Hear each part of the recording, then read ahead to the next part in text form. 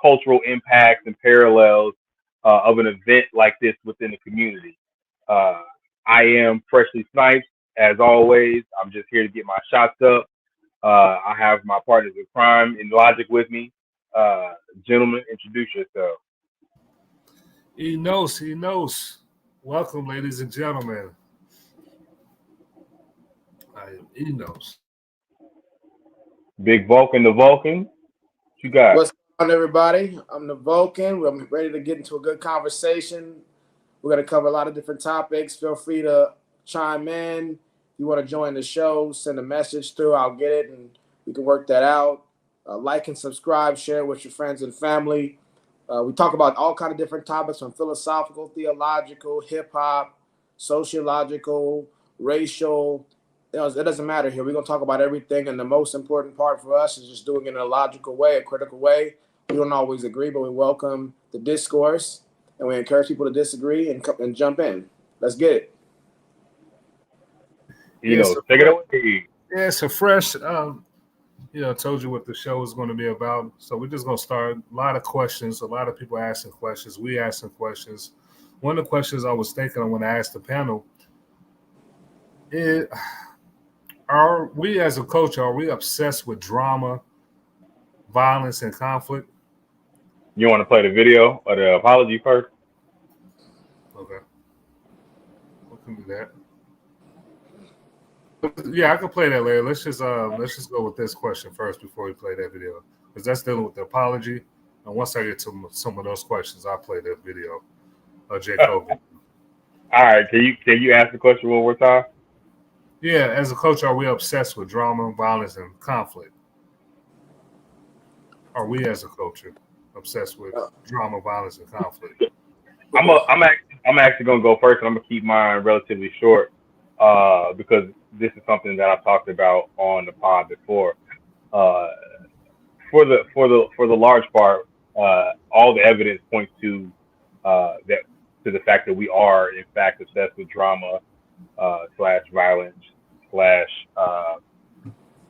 discourse as a culture, right? You just look at the things that are popular, the things that get the most looks, the most views, the most attention within the culture, the things that are successful within our culture are mostly, right? I'm not going to use the definitive, but mostly centered around some sort of conflict, right? We got a lot of our stars, right? A lot of our star popular culture stars came off of reality TV shows, right? I haven't seen a reality TV show yet that isn't centered around drama. Some of them are rappers, some of them are, some of them are just influencers, video vixens, but most of the popular things in our culture, traditionally, not exclusively, but traditionally, are centered around some sort of conflict, some sort of violence, some sort of drama. So I would say that the evidence points to yes, we are obsessed with it. There's a lot of ways we could take this. I don't know if we're talking about American culture, the world's culture, hip hop culture, black culture. So I guess I'll address both of them. I think as American culture, Americans are known for being, a violent group from the types of movies that come out. We love action. We love people blowing up, all that kind of good stuff. So definitely a lot of violence in it. And then there's definitely an adoration of the violence as well, and a pedestalizing of it. So I would definitely say that for our culture as Americans, definitely can be violent. And a lot of our heroes, we definitely love warriors. We love gunslingers. We love action heroes. We love a lot of things outside of that as well. But I would definitely say that the most heralded group of people is that group, especially amongst the men. Within black culture, I would say it's even more intensified. We take it to the next level, to the second exponent. So definitely, I would say that we and I mean I'm not going to say too much about it, give examples because Freshly already did so, but definitely.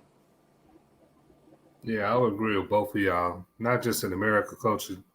I mean, we talk about the American culture. I didn't specify black culture. well, black culture is derived from American culture, but just worldwide. If you think about some of the best-selling movies worldwide is usually action movies. So yeah, I would agree. I think that the drama, action, the fighting, the battling, those type of things, we tend to gravitate to the most. I know Eno's gonna get some static about saying that black culture is derived from American culture from our super duper pro black folks. Yeah. I guess the question is there anything wrong with that?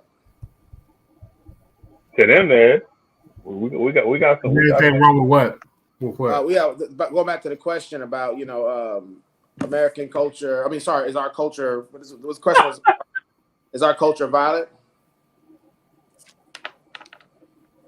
I mean, absolutely.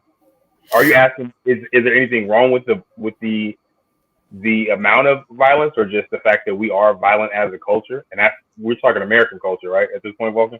Yeah, I'm not sure if we're talking. I mean, the question. The What questioner. are you referring to? Questioner, do you know who? What the question was? Who the question was referring to? American people or with the African American community? No, I'm asking about the question you just phrased. Asked. Well, the original question: are we as a culture obsessed with drama, violence, and conflict? Oh, it was aimed more towards. It was directed more towards the black culture, that is our target audience, if you will, our constituency. These are the customers that we're predominantly serving. Anybody can get it, as the popular internet influencer would say. But it's we got a guest coming in. cool. Hey, how you doing, Hello, Russell? man. Oh, there you go. Yeah, Hey, you mute. Hey, how you doing? Welcome to the platform, Record. Welcome to Vocal Soul Box. Thank you. Yes, sir. Good Yes, evening. sir. Yeah. Everybody. Yeah, So I would say while he's getting his stuff situated over there, I would say this is the distinction I make when it comes to violence, right? And Help the Bear brought up a really good point about the Bible. I think when violence is used in a way to uphold justice and virtue, I think that it should be obsessed about. Absolutely. Evil. Sorry, go ahead. Go ahead, Freshly. I was just saying necessary violence. Absolutely. Absolutely. I think we have to make a distinction. All violence not created equal, right? And so I would say we have to make a distinction between violence that's menacing and sinister and bully tactics and coercive, versus self-defense and showing strength and things like that in preparation for potential violence that can happen. That's a very good point, at least for within our culture, because as violent as we claim that the PD is, the police, I have not yet seen popular culture glorify that type of violence. But any rapper from Chicago talking about what we assume is real life in Chicago can get on millions of views, millions of streams, millions of dollars based off of that, and we glorify that. We think that type of wanton violence is okay, especially when it's generally perpetrated against people that look like us. Which, for the same reason, we bemoan, if you will, the type of violence that is offered to us by the police. If they look like us, then it's a murder. It was wrong. We want justice. But as soon as one of us get on there and get to spinning, get to up in the iron, get to up in the pole, we want to hear about that in our music. So we like that. This one. But did y'all actually listen to the diss tracks? Did y'all listen to what started all of this? What was it, Drake? J. Cole when they I forgot the name of their song, but they dissed Kendrick Lamar and then Kendrick responded, and then the apology to Drake. Did you actually listen to those songs? Nah, Kendrick started it. Oh, he did. Okay. Kendrick's verse on Future's album, Like That, he started it because he went after Drake and J. Cole. For I'm gonna be honest with you, it sounds like he's a little hurt that he wasn't included in their little joint project. That I think Kendrick and J. Cole are not Kendrick and J. Cole, Drake and J. Cole. They on tour right now together. So you did hear so you heard all of them? Yeah. Okay. So I want to ask. So who had the best verse lyrically? Lyrically. Mm-hmm. So lyrically, I'm gonna say. Well, we have to. Let me clarify real quick because Kendrick put out a verse that has been legitimized on Future's album, and then J. Cole put out a verse that has been confirmed is from J. Cole, called 7-Minute Drill, and then Drake put out, or his official response was leaked, but it's confirmed that it's actually him, and that one was called 100 push-ups or something like that. Yeah, there's a bunch of stuff, and I say there's a bunch of stuff out there that's floating around that has been generated by AI that's trying to be people are trying to attribute to the different rappers. So you say AI is in the beef too? You say AI is in the beef too, huh? Yeah. Some of that stuff is nice. I ain't gonna lie. And then of course, because Drake went on his little rant and scorched everybody, we got Rick Ross that hopped in the beef as well. Of course, Metro and them. So it's a widespread thing. But based on and I wanted to clarify that and preface my statement with based on the verses that have been confirmed are from the actual artist. I'm gonna say J. Cole. So you say J. Cole had the best diss overall, lyrically. He came with a little fire.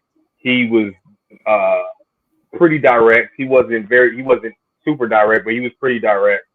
He didn't use a whole bunch of subliminals.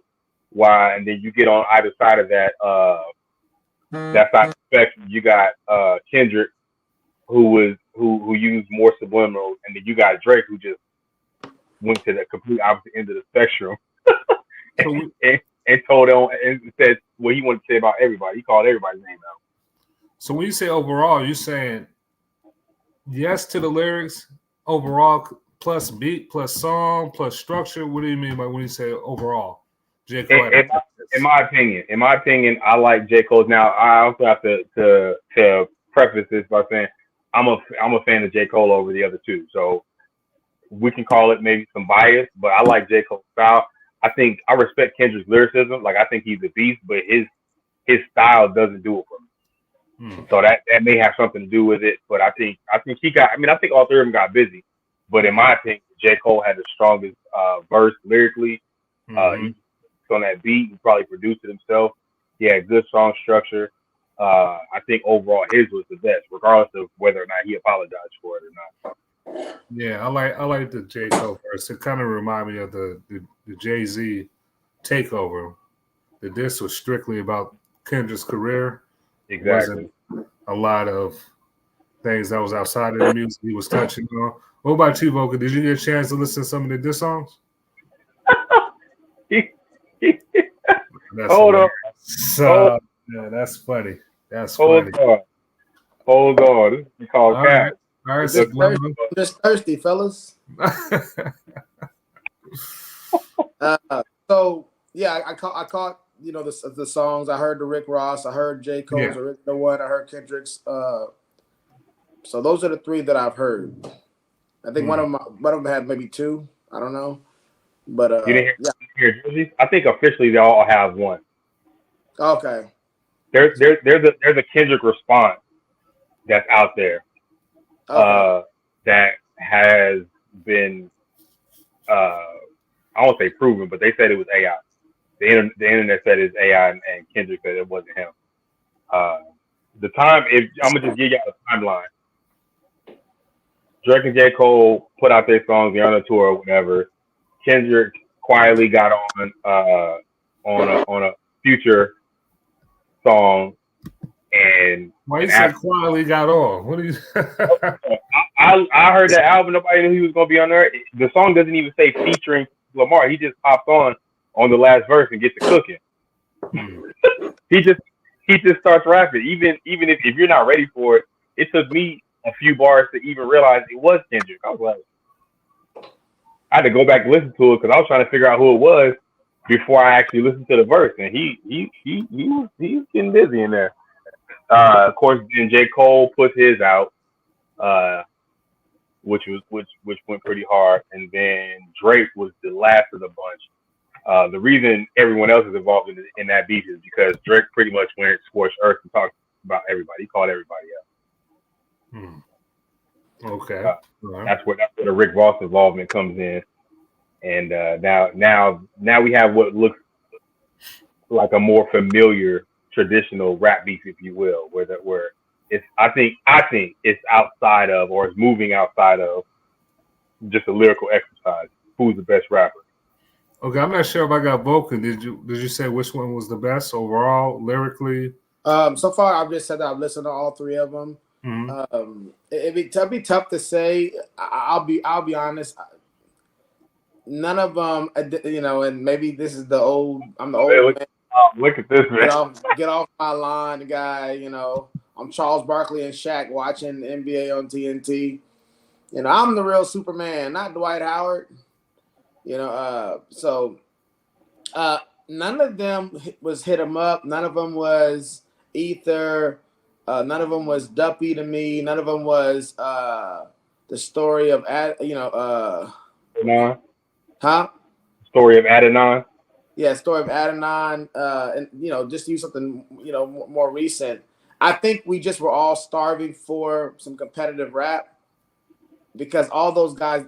What I heard was like B- stuff from those guys. Yeah, okay. but hold on. Yeah. You said B-, but who was the best out of who had the high B's? B+. If B- is the highest, who had that? Who you give that? If I had to say who, see again, it's tough because I'd want to say they were all on similar levels. I may want to side with Freshly and give it to Cole. But I forgot. I'm tripping. I'm forgetting because I named four, right? I named Rick Ross. Okay, so I wasn't thinking about Rick Ross when I was saying this. But I wasn't a big fan of the white boy thing. He kept doing the white boy. I wasn't a fan of that. I thought that was corny. That's low brow. Rick Ross came in with three lyricists and started doing that corny stuff. I was like, yeah. That's the main demographic that buys your albums, bro. What are you doing? Yeah, man.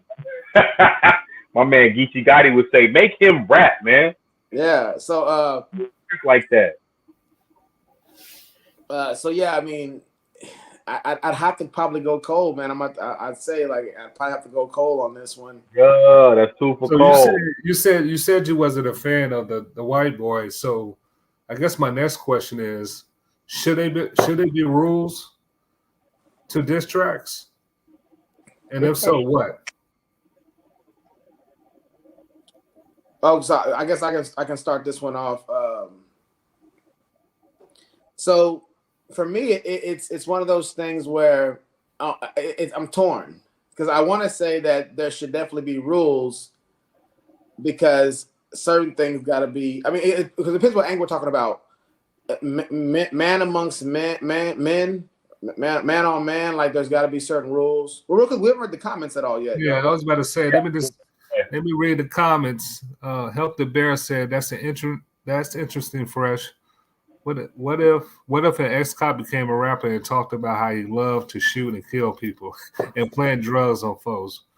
Well, the people love it. Who wanna answer that? They do love it. Rick Ross has millions of fans worldwide. Talk about it. Oh man, I appreciate the picture you painted, but he definitely did what he did. And here's the thing: no matter how you paint it, you're gonna get some people in the culture who are never gonna be on his side. But again, we also are living in a culture, a popular culture, a current popular culture that still listens to music by 6ix9ine, and Yeah, but I hear you, Fresh. But Rick Ross was technically a CO. So he wasn't a cop on the come street on, patrolling CO and police. drugs, like what Help the Bear is asking. COs are police, man. Yeah, that's If we're gonna differentiate between the types of police, then The we can law do that. enforcement. Can we settle on their law yeah, enforcement? these law enforcement. Yeah, He is law enforcement. Yeah, maybe we can just settle on the fact that yeah. That a CO is as much police as far as criminals are concerned as any other cop. They just the police they see when they go to jail, they go to prison. Yeah, I doubt it. Help the Bear because the hip hop is birthed out of the streets, and the streets don't have a good relationship with the police, so I can't see that happening at all. So next comment, drop and give me 50 is crazy. That was the Drake song we was referring to earlier. Rick Ross wrote that 7 years ago. He wrote that 7 years ago. Has that been proven? Or we just saying he got old? He got old stuff. That's Ross is trash. Kendrick Lamar was harder, and let me talk about being a dirty cop. Hilarious. Let me talk about something real quick.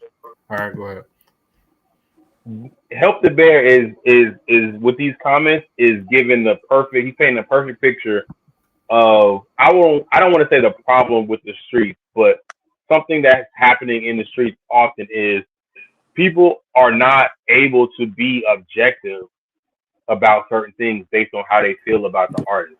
They don't separate. They don't do well at separating the artist from the art. Rick Ross's verse was not trash, skill wise. Lyrically, it was okay. Now you don't like the content, and even the content objectively was cool as far as a beef goes. But because of who Rick Ross is or who he was, people refuse to give him any credit as as an artist. And I'm okay with that. I'm just pointing out that this is how the numbers are skewed based on how people feel about the artist. Because I mean, as far as lyrically, where Rick Ross's verse wasn't trash. We just don't like Rick Ross. Yeah, I didn't hear any trash from anybody.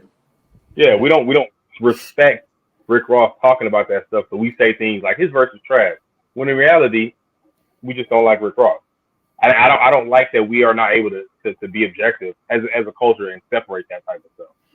Definitely. Let's get back to the question. So should there be rules to diss tracks? Let's get back to that.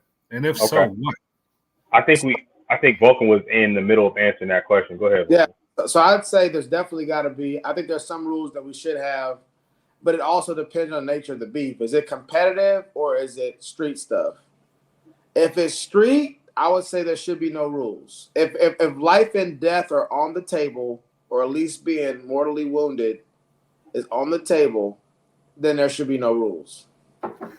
If it's competitive rap, I believe there should be rules. Certain people in your life should be off the table. True. And certain personal information should be off the table. That's my take. Okay. Well, if that's the case, then the rap battle today wouldn't exist. Would not exist at all. Rap battle. We're talking diss tracks or rap battling. Oh yeah, this track. Yeah, we're talking about rap. We're It's talking different. about diss tracks. I'm sorry. What's battle rap? Yeah. I would just if those rules exist in rap battles today. Hey, is Rucker still on? We haven't heard from Rucker in a little bit. I want to get his opinion real quick. So for me,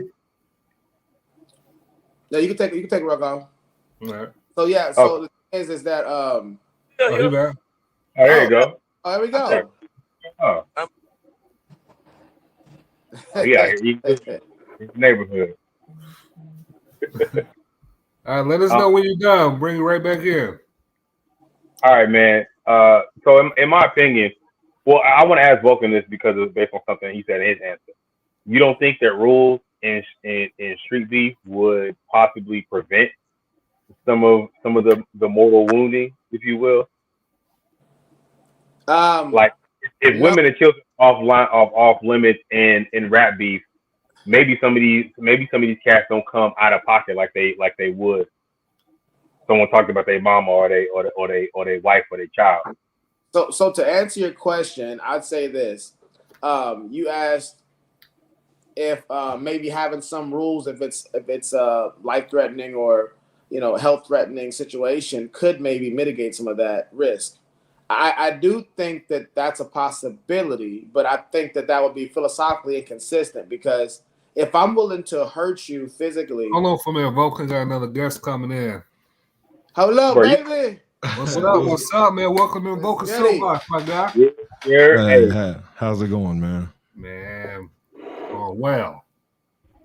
Hey, thank y'all for having me on, man. I want to say what's up, James. First and foremost, how you doing, my guy? What's going on, man? My man, professional with the microphone, man. You can teach these brothers something. Okay, he been doing it, man. He been on it. Okay, just for a little bit. Hold on, Rucker, you ready to come back? Oh, I thought Rucker was. You ready to come back yet? Oh no. Nah. So yeah, we got Fresh coming back in. So go ahead. I don't know if Maverick was able to hear the question, so just bringing them into it. Yes, I said I just restate the question. Was you able to hear it? No, I wasn't. Go ahead. I'm listening.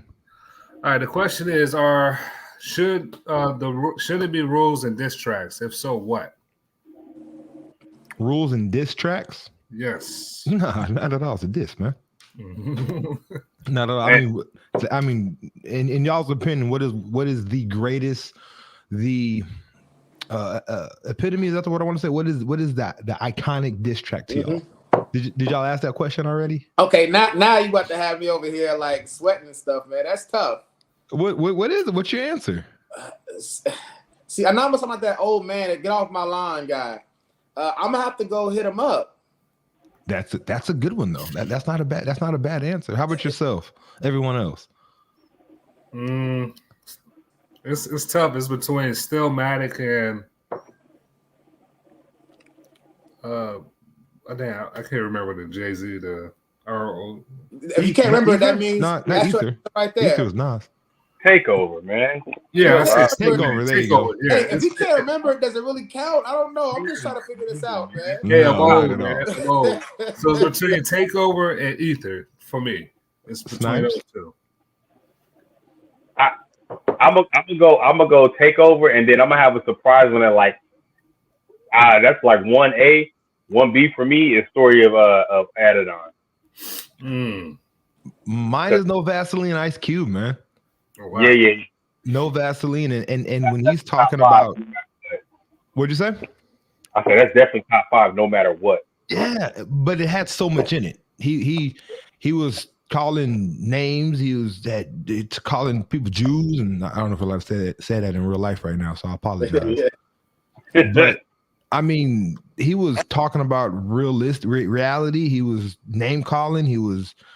I mean, and that's what made it good. But I think one thing about diss tracks, they need to be honest. You can't just make up what you're saying about somebody. If you're going to say something, at least be honest. Mm-hmm. Can we just kind of take a moment just because this for the audience to be able to hear, like, because there's diss tracks I think that don't get a lot of credit. So I just want to say, like, if we can all kind of go around and say like 3.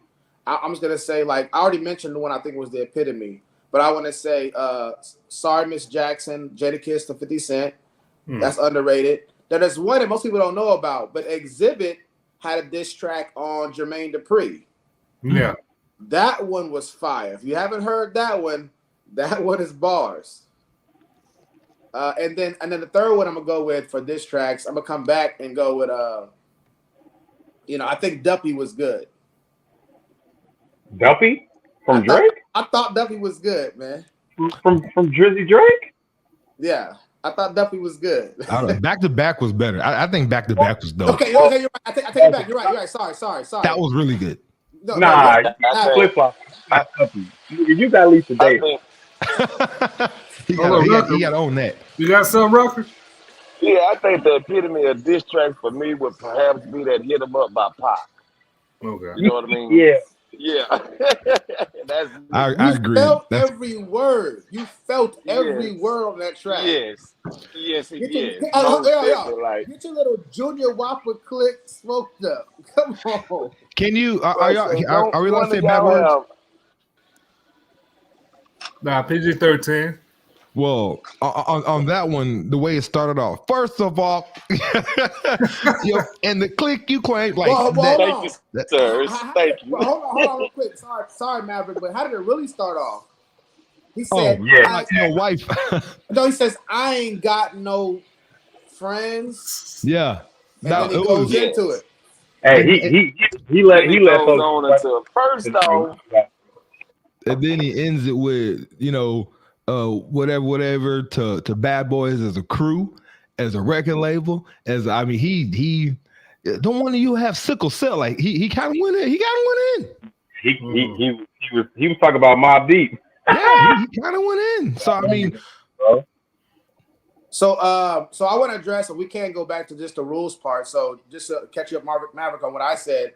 I said that it depends on the nature of the diss track. I'm saying if it's real beef, like mortally wounded, life and death, I say there are no rules to it. I think if it's competitive, certain personal information that I may know, if you're a rapper, Maverick, and I'm a rapper, I know certain personal information about you, but it's competitive. yeah. It's just to make money. I'm not gonna, just because I have access to you in that way, maybe through somebody else or our own personal relationship, I'm not gonna use that personal information against you, and I'm not gonna attack your family. Respect So that's type what I would thing. say. What do y'all think about that? That kind of a rule. Listen, I'm gonna be honest with you. I am from an era where, like, I just prefer respect across the board because I think, in my opinion, even if it's real street beef, you can go op hunting and still leave the women and the children out of it. I don't appreciate involving bystanders, innocent bystanders. But if you say that, then y'all got to take out Pac. If those rules existed back It can't be then, the epitome, right? you don't have hit him up. No, That's because he got shot. But he talked about Biggie's wife. So that's what I'm saying, because it was mortally wounded. This was life and death from their vantage point. Okay. I understand it. I'm just saying I don't agree with it. I think make sure your kids don't grow. That's innocent bystanders. But also, but what James said though, he said when you're talking about the rules for a rap beef that is commercial, not a real beef, but just a rap beef, then of course we can't go too personal. We can't bring your family because this is a commercial beef. Now, if it's a real beef, like you really did something, I really hate you, and all gloves are off. This is just all what gloves it is. are off. Yeah. But for to answer James' question. I'm gonna be honest with you. I don't agree. Freshly, so let's have it out. All the way back to the medieval times where, bro, I'm gonna stab you in your face and not disrespect your lady. But see, that's why I don't get though about Freshly. That's why I don't get about your principle though, because you're saying the value of if we got real street beef to where I would actually murder you, right, or delete you. How can I have no morality there? But I have morality about your family, and talking bad about your wife's hair and her weight. I'll delete you, but I'm not going to talk about your wife. Yeah. I don't get the. This is, again, that's always been a double standard in the street. I'm just from an era where I think that innocent bystanders don't need to be involved in the beef. If I'm mad at you, then I'm just mad at you. If I even if I'm mad enough to take you out, now I understand the logic you're applying to it, and I agree with you. But if we're applying logic, then none of this stuff makes sense. We just call it there. We're applying logic, none of it makes sense because you're telling me based off of something that I said, you are willing to take my life. No. These beefs go beyond what you said is the aftermath. These beefs start from what you've done to somebody, and what you said is the aftermath. That's at the point we're rapping about it. Like what happened is what we're talking about. I used to say he was being robbed. Real quick on No Vaseline. I used to think he was being robbed. So this was like real beef that he put on wax.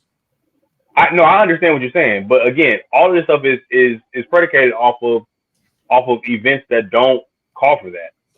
Even if let's just say Pac got on the track and went crazy because he got shot. What led to him getting shot? But that was before that because him and Biggie, as you know, Pac from the East Coast, and they were cool at one point. And then not to go on what happened because I don't know personally what happened, but they had an actual falling out. So I mean that beef wasn't about anything. It got to the music because they were musicians, but the beef was created from something else. So at that point, they're talking about different things, and then they're also dissing and being insulting, just like ugly old boy. Like when we talk about each other or making fun of people, we're making fun of you. And some of it's true, some of it's funny, but it's for it's to hurt your feelings. Right. When I say words, let me get the comments in right quick. Help the bear say, are we talking about rules? Good talking about practice. Good point. Next question. I don't want no scrubs was a great diss track. Hilarious. Hey, if you want to be honest, the Mariah Carey diss that on Eminem, that was kind of a good one too. Yeah, it was. If you want to be raps like the NBA, everybody friends, whether it's fake or not. This is the coolest.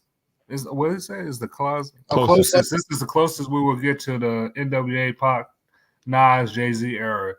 It's war fresh. But this is the closest to that. That's not true. This is. All right. Dwayne Lockhart said, "Man, I wish I could really get in on this combo." Join, what's up, man? Hold on, I'm gonna jump in. Dwayne, what's good, baby? He's like, listen, man. This is all I'm saying. Outside of the logic, right? Because once we leave logic, we can't even have this conversation. Maverick, what you said earlier, even based on the falling out they had was based on something somebody said, right? Somebody didn't involve violence until it did, right? At some point in time, someone escalated from just words, from whatever that was, to violence, right? Okay. And then you get diss tracks, you get actual violence, right? Like mortal violence. But my point is, logic says, unless you put hands on me first, I don't see no reason to take it there. But see, that's not true because again, that saying "sticks and stones will break my bones, but words will never hurt me." That's like words hurt. Words have started wars and ended wars. Yeah, like, but that doesn't mean. No, but see, we're not living in this perfect utopia. You have to understand we're humans. So again, my feelings can get hurt, and depending where I'm from, you have to understand some of these people aren't from like they're really going through the struggle and living that life. So there's people like James. I could talk mess to James or. And he understands, like we understand where it's gonna go because that's not. But there's some people out there like I wouldn't push their buttons. And then when we talk about money and stuff like that, that's involved. And we're talking about record sales, and we're talking about your wife and things like that. Like there's only so much you can say. There's only so much. Are you married? Yeah. There's only so much someone's gonna say about your wife before it goes to another level. I would believe. I agree with you. All I'm saying is, and this is all I've been saying the whole time, is once it does go there, I am outside of logic. At that point, it does not logically make sense. Now, I'm not going to go out and do something. I'm not saying that wars haven't been started. I'm saying if you apply logic to these situations, it don't make sense. I think it does, though. These are illogical decisions. Yeah, no, I agree. You said enough stuff to make me mad enough to take your life. Yeah. That's illogical. Now, again, I'm not saying illogical and justified are two different things. Yeah, right. But I'm okay with admitting, like once I go there, I'm outside of logic. That don't mean I can't. That don't mean I'm not going there. I'm just saying if you were to ask me later on, I'm gonna be like, yeah, it was illogical for me to do that, but I did it. Yeah, but I mean, no, that makes sense. That makes sense. It is. To step away from my argument that I made earlier, which I still wholeheartedly believe, I think it is partly my personality. Even when it comes to, I don't get too far off the topic, but when it comes to new battle rap versus old battle rap, I preferred old battle rap where they were just talking about how good they were and how much you sucked. I preferred that battle rap as opposed to I'm gonna pass out the papers on this guy, snitch at everybody in the middle of our battle rap. I'm just not a fan of that. So there's a personal element to this for me outside of my argument I made earlier. I just prefer it to be based off your skills and ability and not on gossip and slander and stuff like that so much. That's a personal preference of mine. Hold on. Let me read the outside comments. of my first argument. Dwayne Lockhart said, husband duties, man. Otherwise, I've been. Oh, that's what's up, being a servant. But in my opinion, long story short, no gloves, all fair and distance. Once the door is open to beef, be it commercial or personal, you either want it, the smoke, or not. See, that's it just depends. If it's commercial beef, you have to play commercially. If What it's commercial beef? I'm hearing y'all say commercial beef. I can't think of no beef. This what's going on with the J. Cole stuff is very commercial. This J. Cole, Drake, and Kendrick, that is commercial. There's no real beef behind that. Hit 'em up, Jay-Z, Nas, everyone, all those other ones we were talking about. That was real beef. I got one for you too. Biggie's What's Beef? Commercial. Yeah. We knew there was some tension going on, but no names really mentioned. 50 Top Rob, still commercial. Your weapon kind of a thing. Even though he was in the streets, 50 Top Rob was commercial too. He wasn't necessarily going at anybody. He was just going at everybody, trying to get noticed. I mean, yeah. I mean, Eminem's beef with Ja Rule and Benzino, the stuff that's going on. Well, the first Benzino time, this new Benzino Eminem stuff is stupid, but that was real stuff. Those are real beefs. Yeah. The G-Unit beef. The 50 Cent game. That was a real beef, right? Mm-hmm. So we're talking about real beefs. Like there's no rules in that. It's real beef. But when we talk about the other stuff, the commercial beef like this Drake and them, it's like, man, you got to be kosher. J. Cole can still go to LA after his verse. He don't have to worry about his life being in danger because it's not. Kendrick can still travel. Hood and all other kind of stuff, but that reminds me because I was listening to Lil Boosie. He was on DJ Vlad. And he said somebody diss him. They messing up his money, and he's gonna want to do something. So my next question is this: should rappers take rap disses personally, or should they just look at it as business? It depends. First of all, we should never ever listen to anything Lil Boosie says. So let's start with that. Let's start. Nothing he says is ever entertainment purposes. Hold that thought, Maverick. Let me read some more comments. Hey, Dwayne said, "I'm with the Pusha T logic. Either leave me alone or feel the wrath."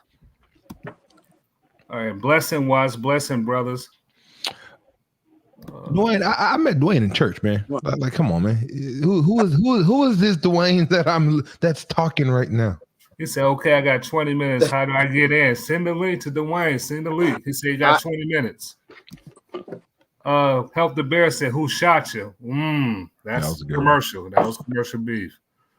Inbox the link. All right, go ahead, Maverick. Finish your statement. No, I was just saying. I think it's just beef, man.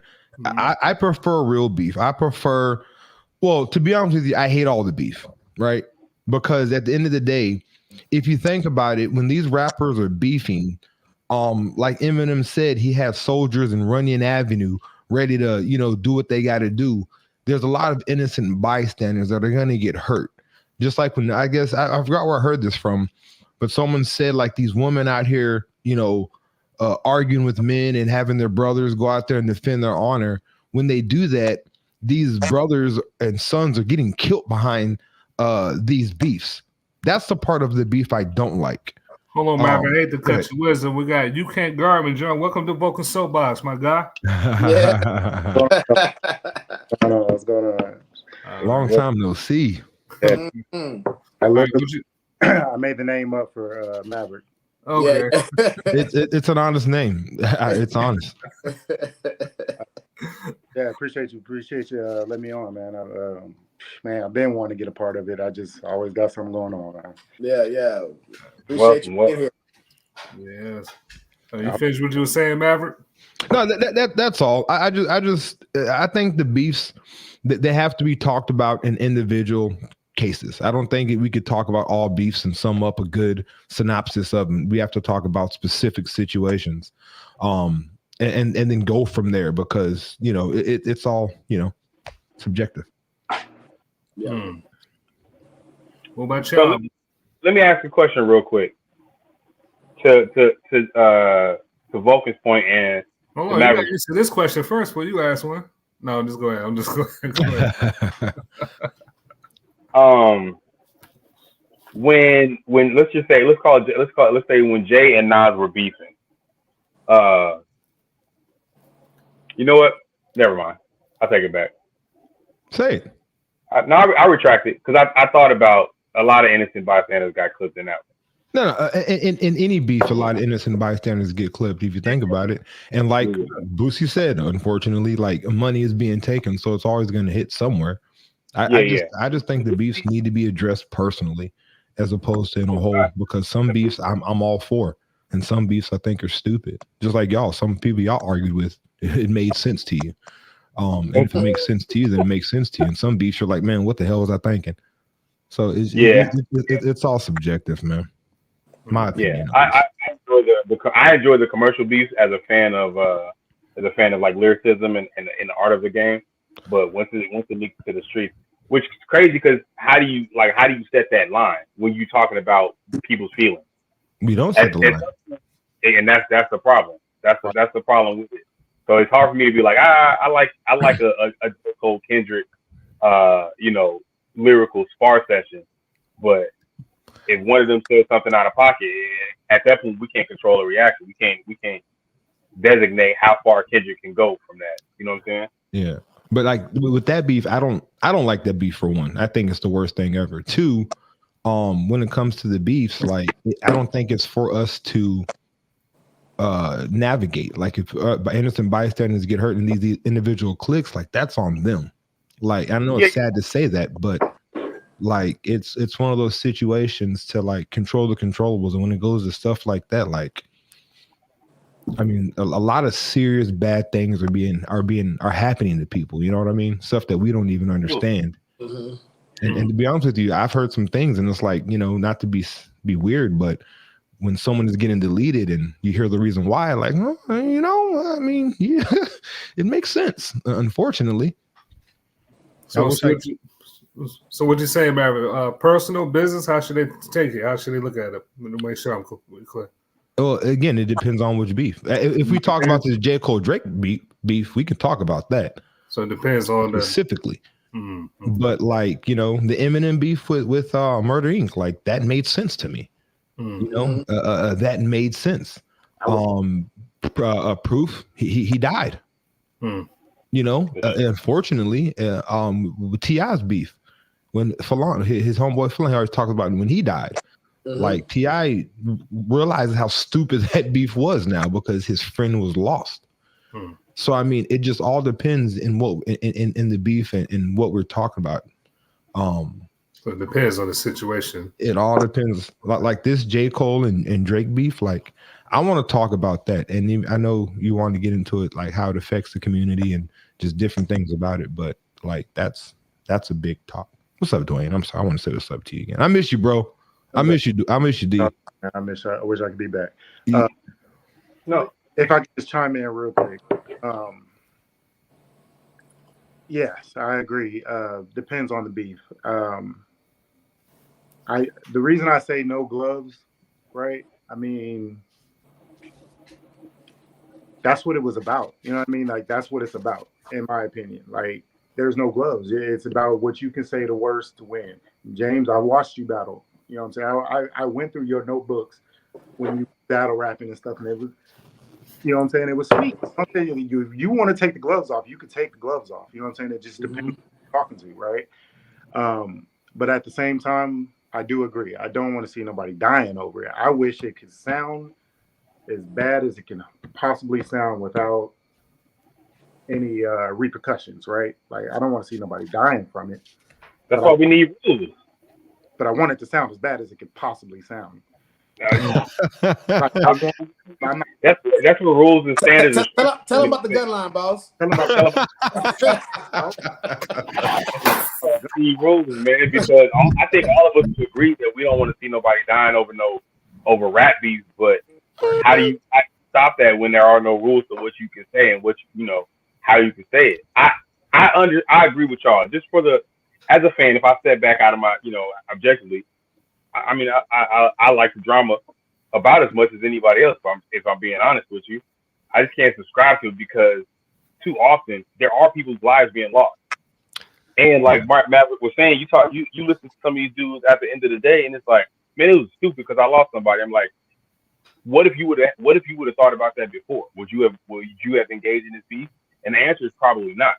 Or would you have pulled back a little bit, maybe not said that thing about Buddy's mama or about Buddy's dead homie, and that made him really flip out? Like, that's what I'm saying. There, rules will come in handy because I think we could still get certain amounts of enjoyment out of quote unquote rap beef.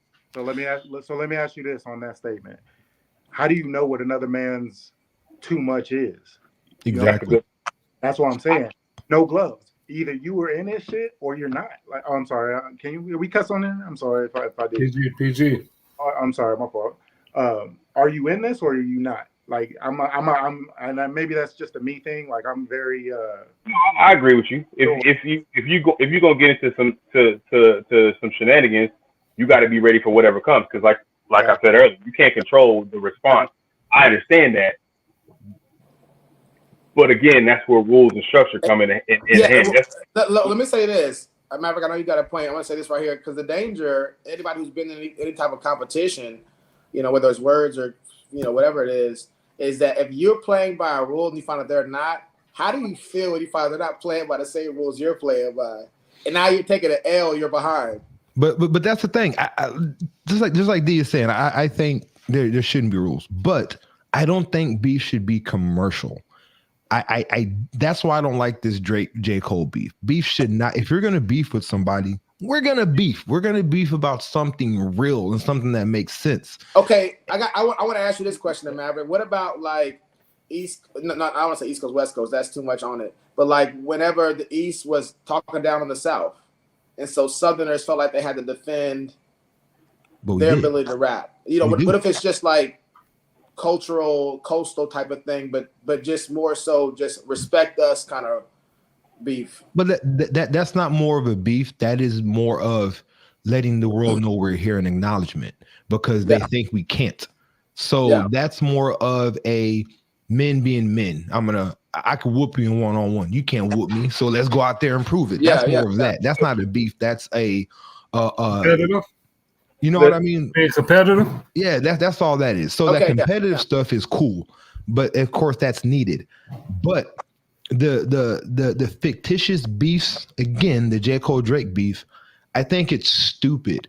And I think it's stupid because I'll wait. I know that's something you want to talk, so I'll get into that later. I'll wait. Well, we had on the questions, Hold on. UFC is one of the most brutal sports that we know.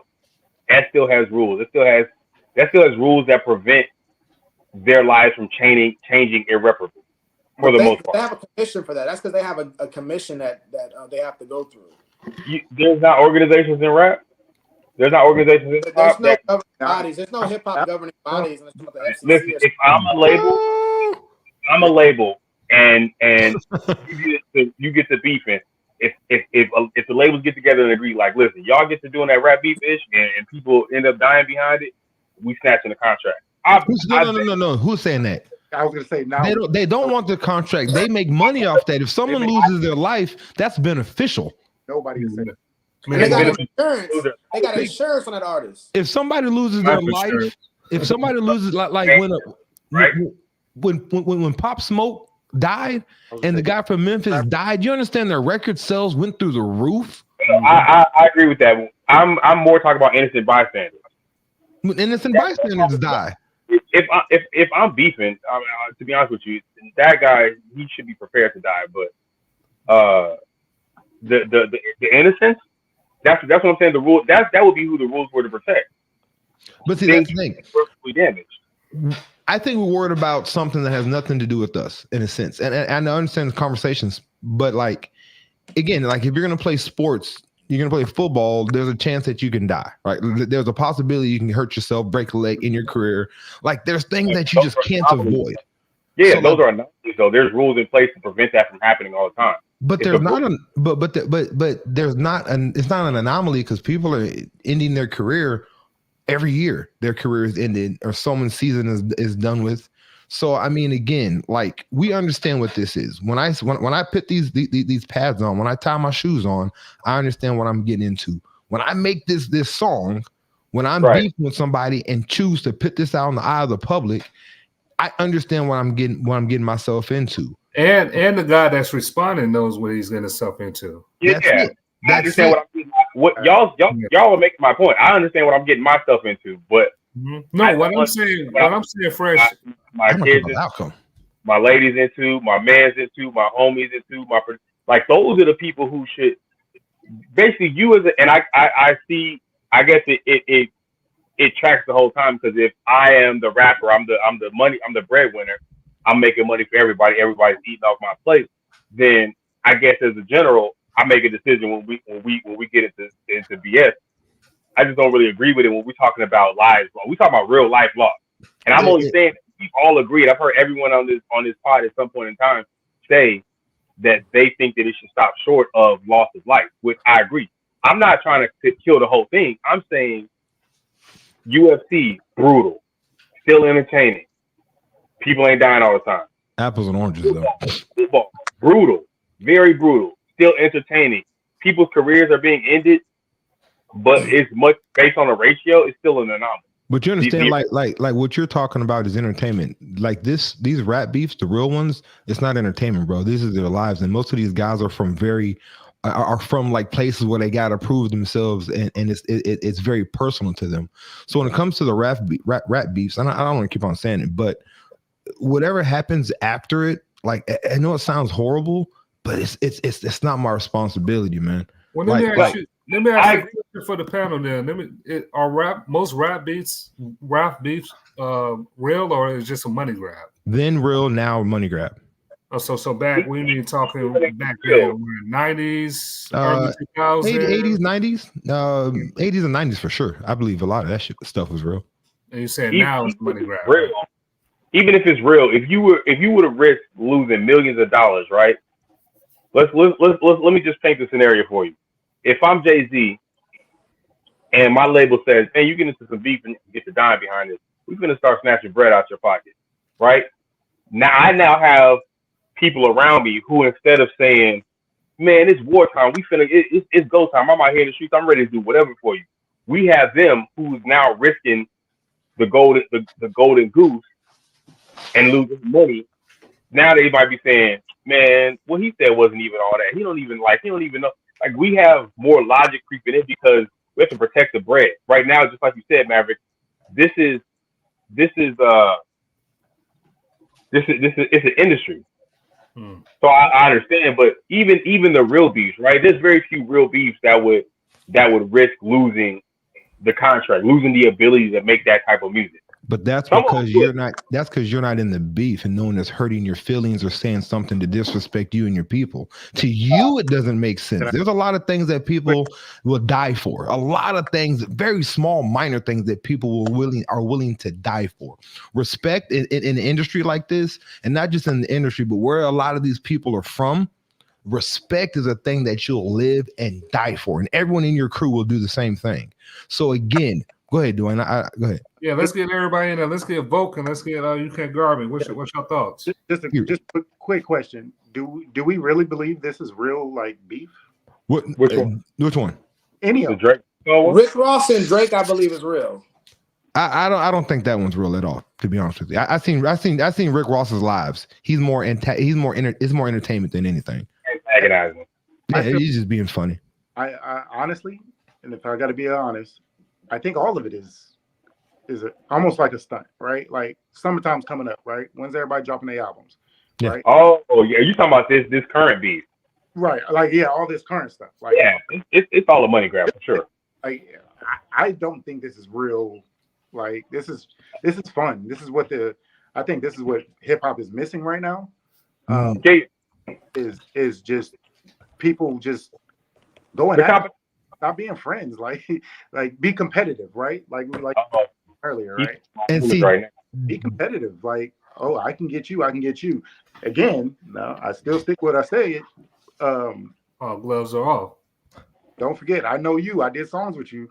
I know what you look like in the studio. I know what you look like. I met your wife. I met you. Can I answer that real quick? Yes, I've been trying to think of a beef that I think is really just a commercial beef. I gave the South versus East type of thing, and I feel like that was kind of weak. The Dame Dollar and Shaq one. To me, that's a good example of a beef that had rules, but was still fun and entertaining. What do y'all think about that? The Jack Harlow and who? Damian Lillard? Shaq, Yeah. Shaq and Dame Dillard. You said Jack Harlow and Damian Lillard? No, Shaquille O'Neal. Hold on, what beef are you talking about, Vulcan? Shaq and Dame Dollar. Why are we no? See, guys, No, that's so. Listen, like I said earlier, I think, and same thing that Dwayne said. Old beef, real beef. New beef, all commercial, right? The Shaq and Dame Dollar thing, that was just for TNT. It was entertaining, right? These are two. Shaq is a non-rapper. We understand that, and believe it or not, Damian Lillard can go, and that was cool. The thing Shaq do be in his feelings though. Shaq does get in his feelings quite often.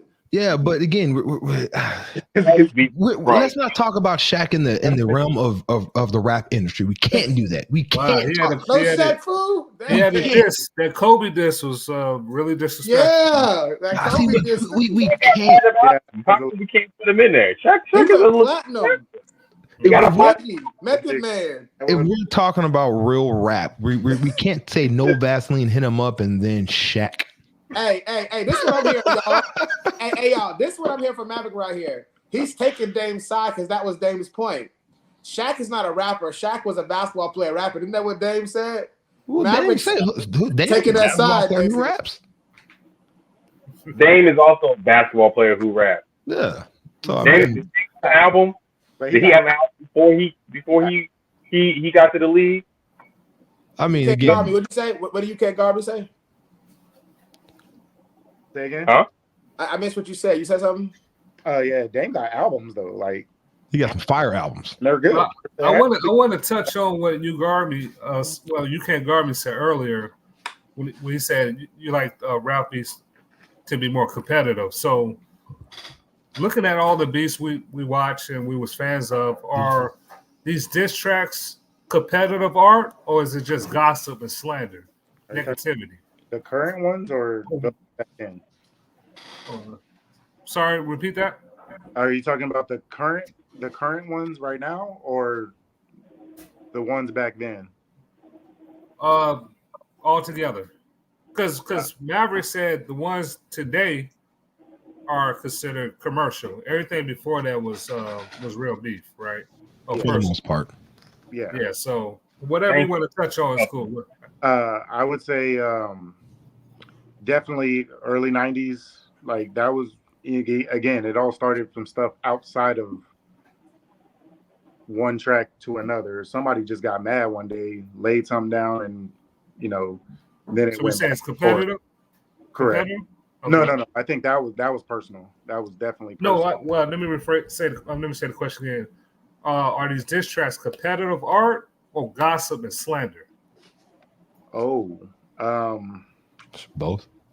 Yeah, it's a little bit of A, a little bit of B. I think depending on the generation, it's going to be one more than the other. Today is more money, right? Everything revolves around the money. And again, that's what I think this is right now, like the current stuff. I don't think Hit 'Em Up was made for financial purposes. You know what I mean? Like that was made for financial purposes. That was to get under somebody's skin. And that was just trying to end somebody's career. Right now, no, I don't even think he wanted to end his career. I think he just wanted to break his soul. You know what I mean? Yeah. Like, you know what I'm saying? He was going for that man's soul. You said because the money, when money is involved, that would make today's more competitive. Then, right? Okay, all right. He would have released that. You were saying something, Fresh? Yeah. I think we're all men of from a certain era. How many of y'all, when you were at your peak anger, like when it's go time, I'm ready to do whatever. How many of y'all stopped and said, I'm gonna write something down about this? All the time, actually. Whether I verbally expressed it, never. In But your mind, how many times you been ready to throw hands with it or worse? I'm gonna just say throw hands or worse. oh man, And you thought about that's, anything other than throwing hands. hey man, I don't know. I mean, why would if that's not my profession? Of course, I wouldn't write it down because that's not what I do. Yeah, I'm gonna go ahead on fight, man. Because that's what I'm saying. Like when I'm at that moment, when I'm at the peak anger, I'm not thinking about nothing but work. But see, again, but you're you're not a talking about rapper, yourself. though. We're talking But you're about not people in rapping. the industry that were rappers. It's like if I'm a director and I get mad, I'm gonna direct something or write something to direct to express how I feel. Now, this is the thing. Go ahead. Or if you play basketball, you're gonna play harder the next game and score 60 if you're mad. Yeah. So or do what Draymond does. I'm gonna kick you where you don't want to be kicked. Before we rappers and ball players, before we any of that, we're men. no, So I'm saying, I said, Pete. So you're saying you've never been in your life more angry than you have been in a basketball game? No, what I'm saying is that we all express anger differently. It's not one way to express anger. And if I'm a rapper and I'm angry, I'm gonna rap about it. If I'm a hooper and I'm angry, I'm gonna either punch you in your ding ding or I'm gonna try to score 71. If I'm a football player and I'm angry, I'm gonna try to hit through your body, right? So that's the thing. It's you can't.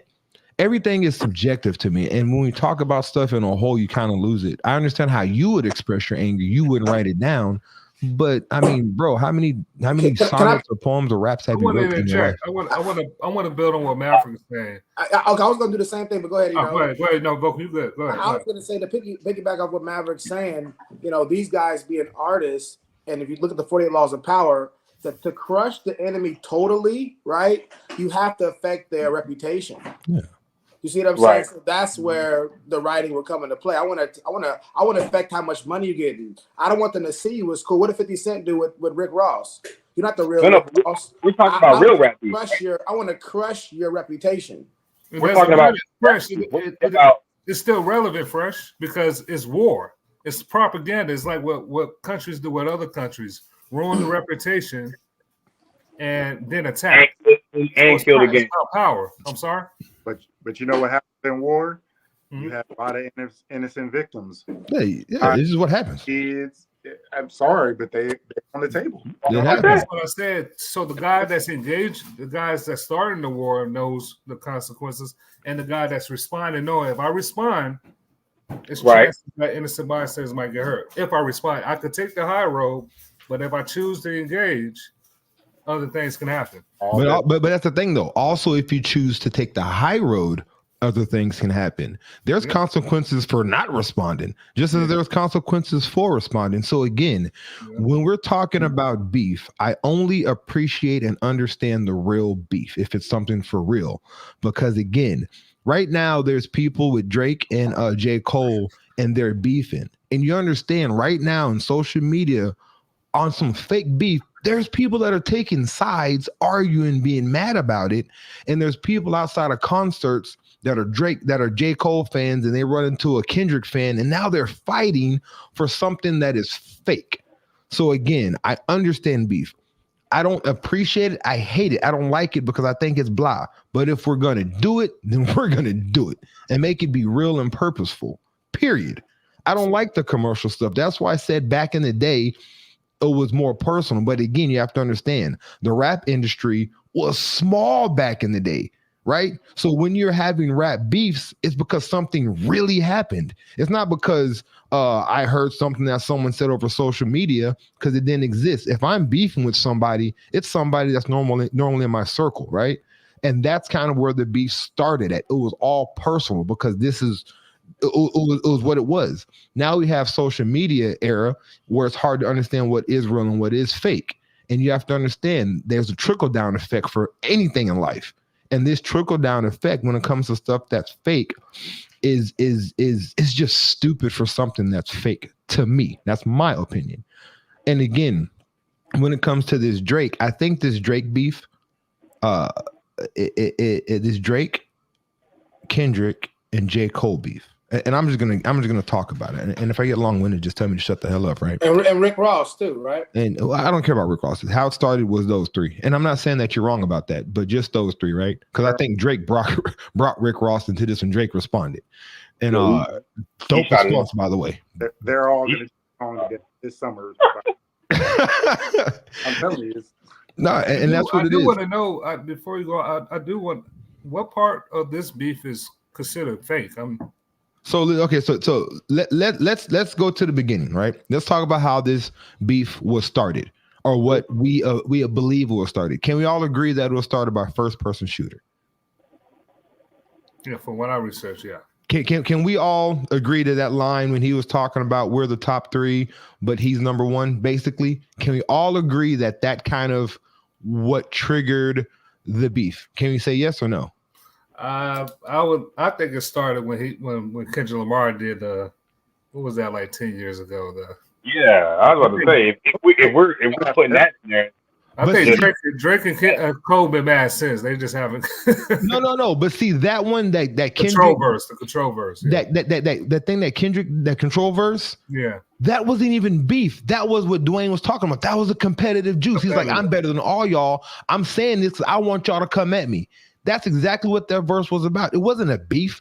Like he called all the top people out. He said, if I'm not calling you out, you have no business in this conversation. Mm-hmm. And then he said, I'm not for all this friendly stuff. I'm here for the competition. Let's see who can go, who's the baddest boy on the block. That's competitive. That's not beef. That's like, I want this. I'm trying to get y'all. Hey, let's go hoop. You talk about you better than me. Let's go prove it. That's what that was. Can we define beef as a diss? That's beef. But that wasn't beef. That control wasn't a beef. That was competition. That was competitive. First person shooter, he essentially did the same thing. Y'all nice, better than all of y'all. Out of the three of us, y'all are dope, but I'm better than y'all. Exactly. And in the first person shooter, that's all he said. But again, I play basketball. Dwayne plays basketball. Fulkin plays basketball. Right? Neither one of us thinks we're lesser than any of us. Right? There's no way I would say Dwayne could whoop me. Right? And I know Dwayne is a hooper, but my competitive juice, I'm gonna face him every time I see him. And to be honest with you, I think Dwayne is probably the better one out of anyone on this. And I respect Dwayne's game, right? But he don't have to see me every time we're on the court together, right? We got comments, y'all. Just so y'all know, we got comments. So go ahead. But I'm just saying, like that was a competitive. So I think the reason why this first person shooter beef became more than what it really was is because Chris. All right, Maverick. Somebody said you can't hoop. Who is this? Chris said, man, you can't hoop. Well, hey, first of all, he has green eyes and he light skin, so he can't even be in this conversation. And he puts oils in his beard and makes it shiny. So I got Chris, man. he too cute to even say shit like that, stuff like that. So get out of here. Hey, Mike Lealy don't get to talk about basketball. Yeah, Mike, chill out, man. Chris, man, what's happening, man? But no, so that was more of a competitive, and I don't even think J. Cole was sitting out here being really being competitive, because throughout his career, he's always big upped Kendrick and Drake. Yeah. So like he's never dissing someone else, but because I say I'm better, it doesn't mean I'm saying you're lesser. It just means that I have that confidence in myself. Now, what people did is people took that and ran with it, and he said he's Mike Jack. So now, of course. That's going. J. Cole's was beef, because you said J. Cole's first person shooter started the beef, but Kendrick's control was just competitive. Well, I should have gave it air quotes. It started the beef, but I don't think there was really a beef. I think the public created that beef, and it's like, oh, J. Cole talking about J. Cole's talking about Kendrick. But if J. Cole is talking about Kendrick, then he'd also be talking about Drake as well, because he never said Drake was number one. So again, we made as society, as the group, we created a beef that wasn't even there. So when that beef was created, guess what? Kendrick now felt like he had to respond. So Kendrick respond, right? So then Kendrick said what he said, which I thought was kind of cute. It was whatever. It was a response, but I don't think it was like hidden, right? So now he made his response. So now guess what? J. Cole was forced to basically respond, right? And then he apologized. I thought that apology. Hold up. We're gonna get into that. Okay, I'm shut up. But so what Maverick was saying speaks to the very first question that we asked about why is the culture so obsessed with violence and drama. And let's just get right into it. And since Maverick already spoke on it, does apologizing cause him to lose respect or make him less of a man in anyone's eyes? Well, hold on. Can I answer? Can I go back to the public one? Yeah, go ahead. I think as a whole and this is going to be very rude, and y'all are probably going to hate me for saying this, but I think as a whole society and public, we're stupid, right? And I'm sorry for saying it, and I know it's probably critical. I look at y'all's eyes, y'all like, this dude is not going to say this, but I think as a whole, like, it's stupid, right? People want this, right? And the thing is, we're wanting. People are saying J. Cole has 48 hours to respond to what Kendrick said, and if not, he's trash. Everything that J. Cole has done musically, everything that Kendrick has done musically, it already speaks for itself. They never have to respond. And just because they can respond to it on a diss track, does that take away everything that they've ever done? All the content, all the music, all the lyrical, all the masterpieces they've created? Are we going to sit here and say, because they can't respond in a diss track, that makes them more or lesser of a rapper? But that's what we want. We want this drama. We want it. I don't think it takes away from them. I look at it because rap is competitive. We all agree. You can't guard me. Had something he's gonna say. You gonna say something? You can't guard me. Repeat the initial question. I think the one you said that I came in, I just answered. The first one you said, right? That one. Well, what question was that, Fresh? You said he was referring to. Oh, the question about, so remember, well, you guys weren't on yet, but the first question that we asked out the gate was why is a culture obsessed with drama? That one? Yeah. Okay. Yeah. The question is, are we as a culture obsessed with drama, violence / conflict? And Maverick said yes, basically. Okay. I think. And as a culture, meaning what, Fresh? You want to say Black culture, American culture? How? I mean, we can go American culture because America is built from violence and drama, conflict. But my question was specifically speaking about the subtext of American culture, which is Black culture or popular. I'm going to say popular culture. Okay, popular. I mean, someone that you can guard? You can't guard me? Man. Unfortunately, yes. Me personally, no. I'm not a real big social media guy. I mean, you can look at my Facebook. I probably posted 3 things in 3 years. Yeah, it's trash, bro. It freaking sucks. I'm gonna ask you a question after you answer. I got another question, but go ahead, finish. But yeah, unfortunately, I do believe, they thrive off of it, right? Like, even hell, I'll use my wife as an example. She lives on TikTok and she runs back and forth on this, that, and the third. And I'm like, you're listening to other people's opinion about another, you know what I'm saying? Like, it's not genuine to me personally. So, but unfortunately, yeah, I do think as a culture, we look for it. And we thrive off of it. It gives us something to kind of go off of. I mean, with it being, we're so personable with our celebrity, let's call them crushes, right? Like, we know everything about them now. Like, it wasn't like that 20 years ago. Like, you didn't know nothing about favorite rapper personally.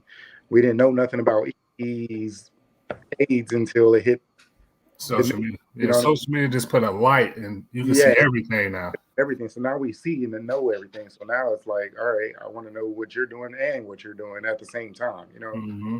So that's the I mean, we know that drama is a big thing for the simple fact I can be going northbound on 35 and there's an accident, and you look southbound and they're just as stopped up as we are on the northbound side, right? I mean, we yeah, you know what I mean? We're interested in the worst things ever. So again, I understand why these beefs are created, because again, drama sells. Someone brought up Desperate Housewives. You understand why Desperate Housewives and the Kardashians is such a great show? And it's not even a great show. It's just the why do you think basketball and sports is so big? The drama. I'm down 10 points and there's 2 minutes left in the game, and we it's that excitement, right? It gets the people going. I just want to real quick, because we haven't heard You Can't Guard Me. What's your top diss track all time? It's definitely going to be Hit 'Em Up. It's the only one. I'll give you three, right? 1A, 1B, and 1C kind of a thing, or what? It's Hit 'Em Up, and that's solely the only. Actually, oh man, you know me, I'm going to be overly thinking this, but I almost would put Ether first because it was front to back, right? I wasn't a fan of Pac's little Outlaws. The Outlaws. Fan of the Outlaws inside of Hit 'Em Up. Now, me too. The first 10 seconds is a problem, right? Like there was no question. You didn't have nothing to even question. Yeah. You got on bumpers.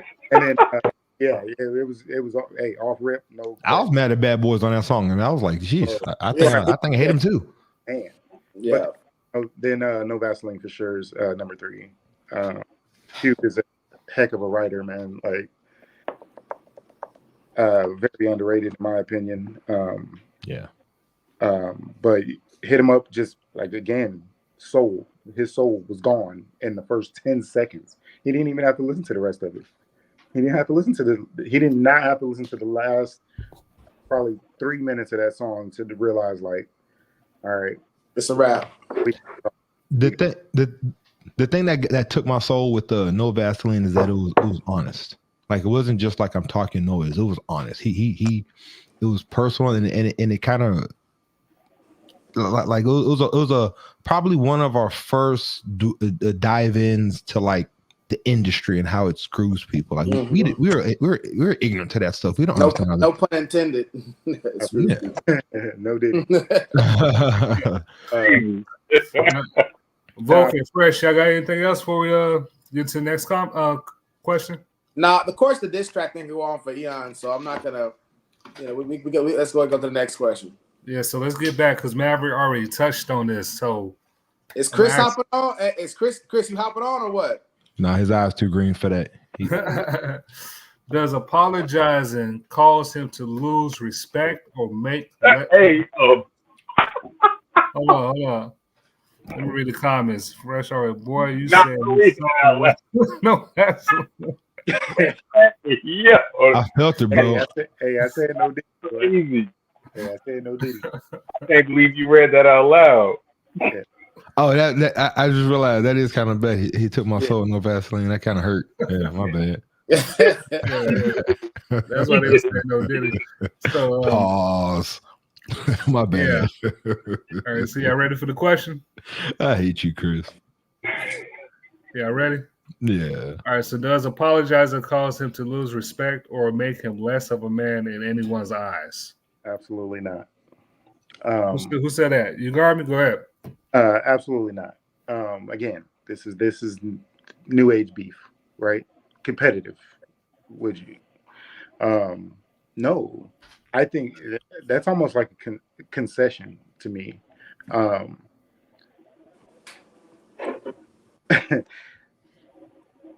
That was part of my issue with this entire beef thing, and I put that in air quotes.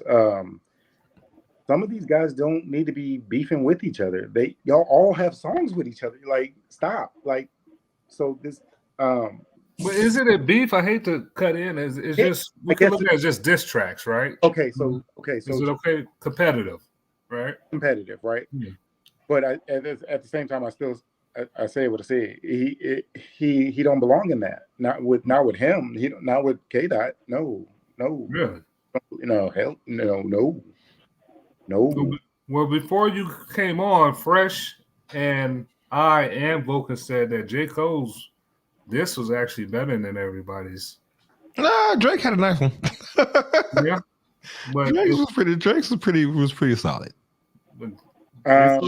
J. Cole wasn't bad. Nah, it wasn't bad.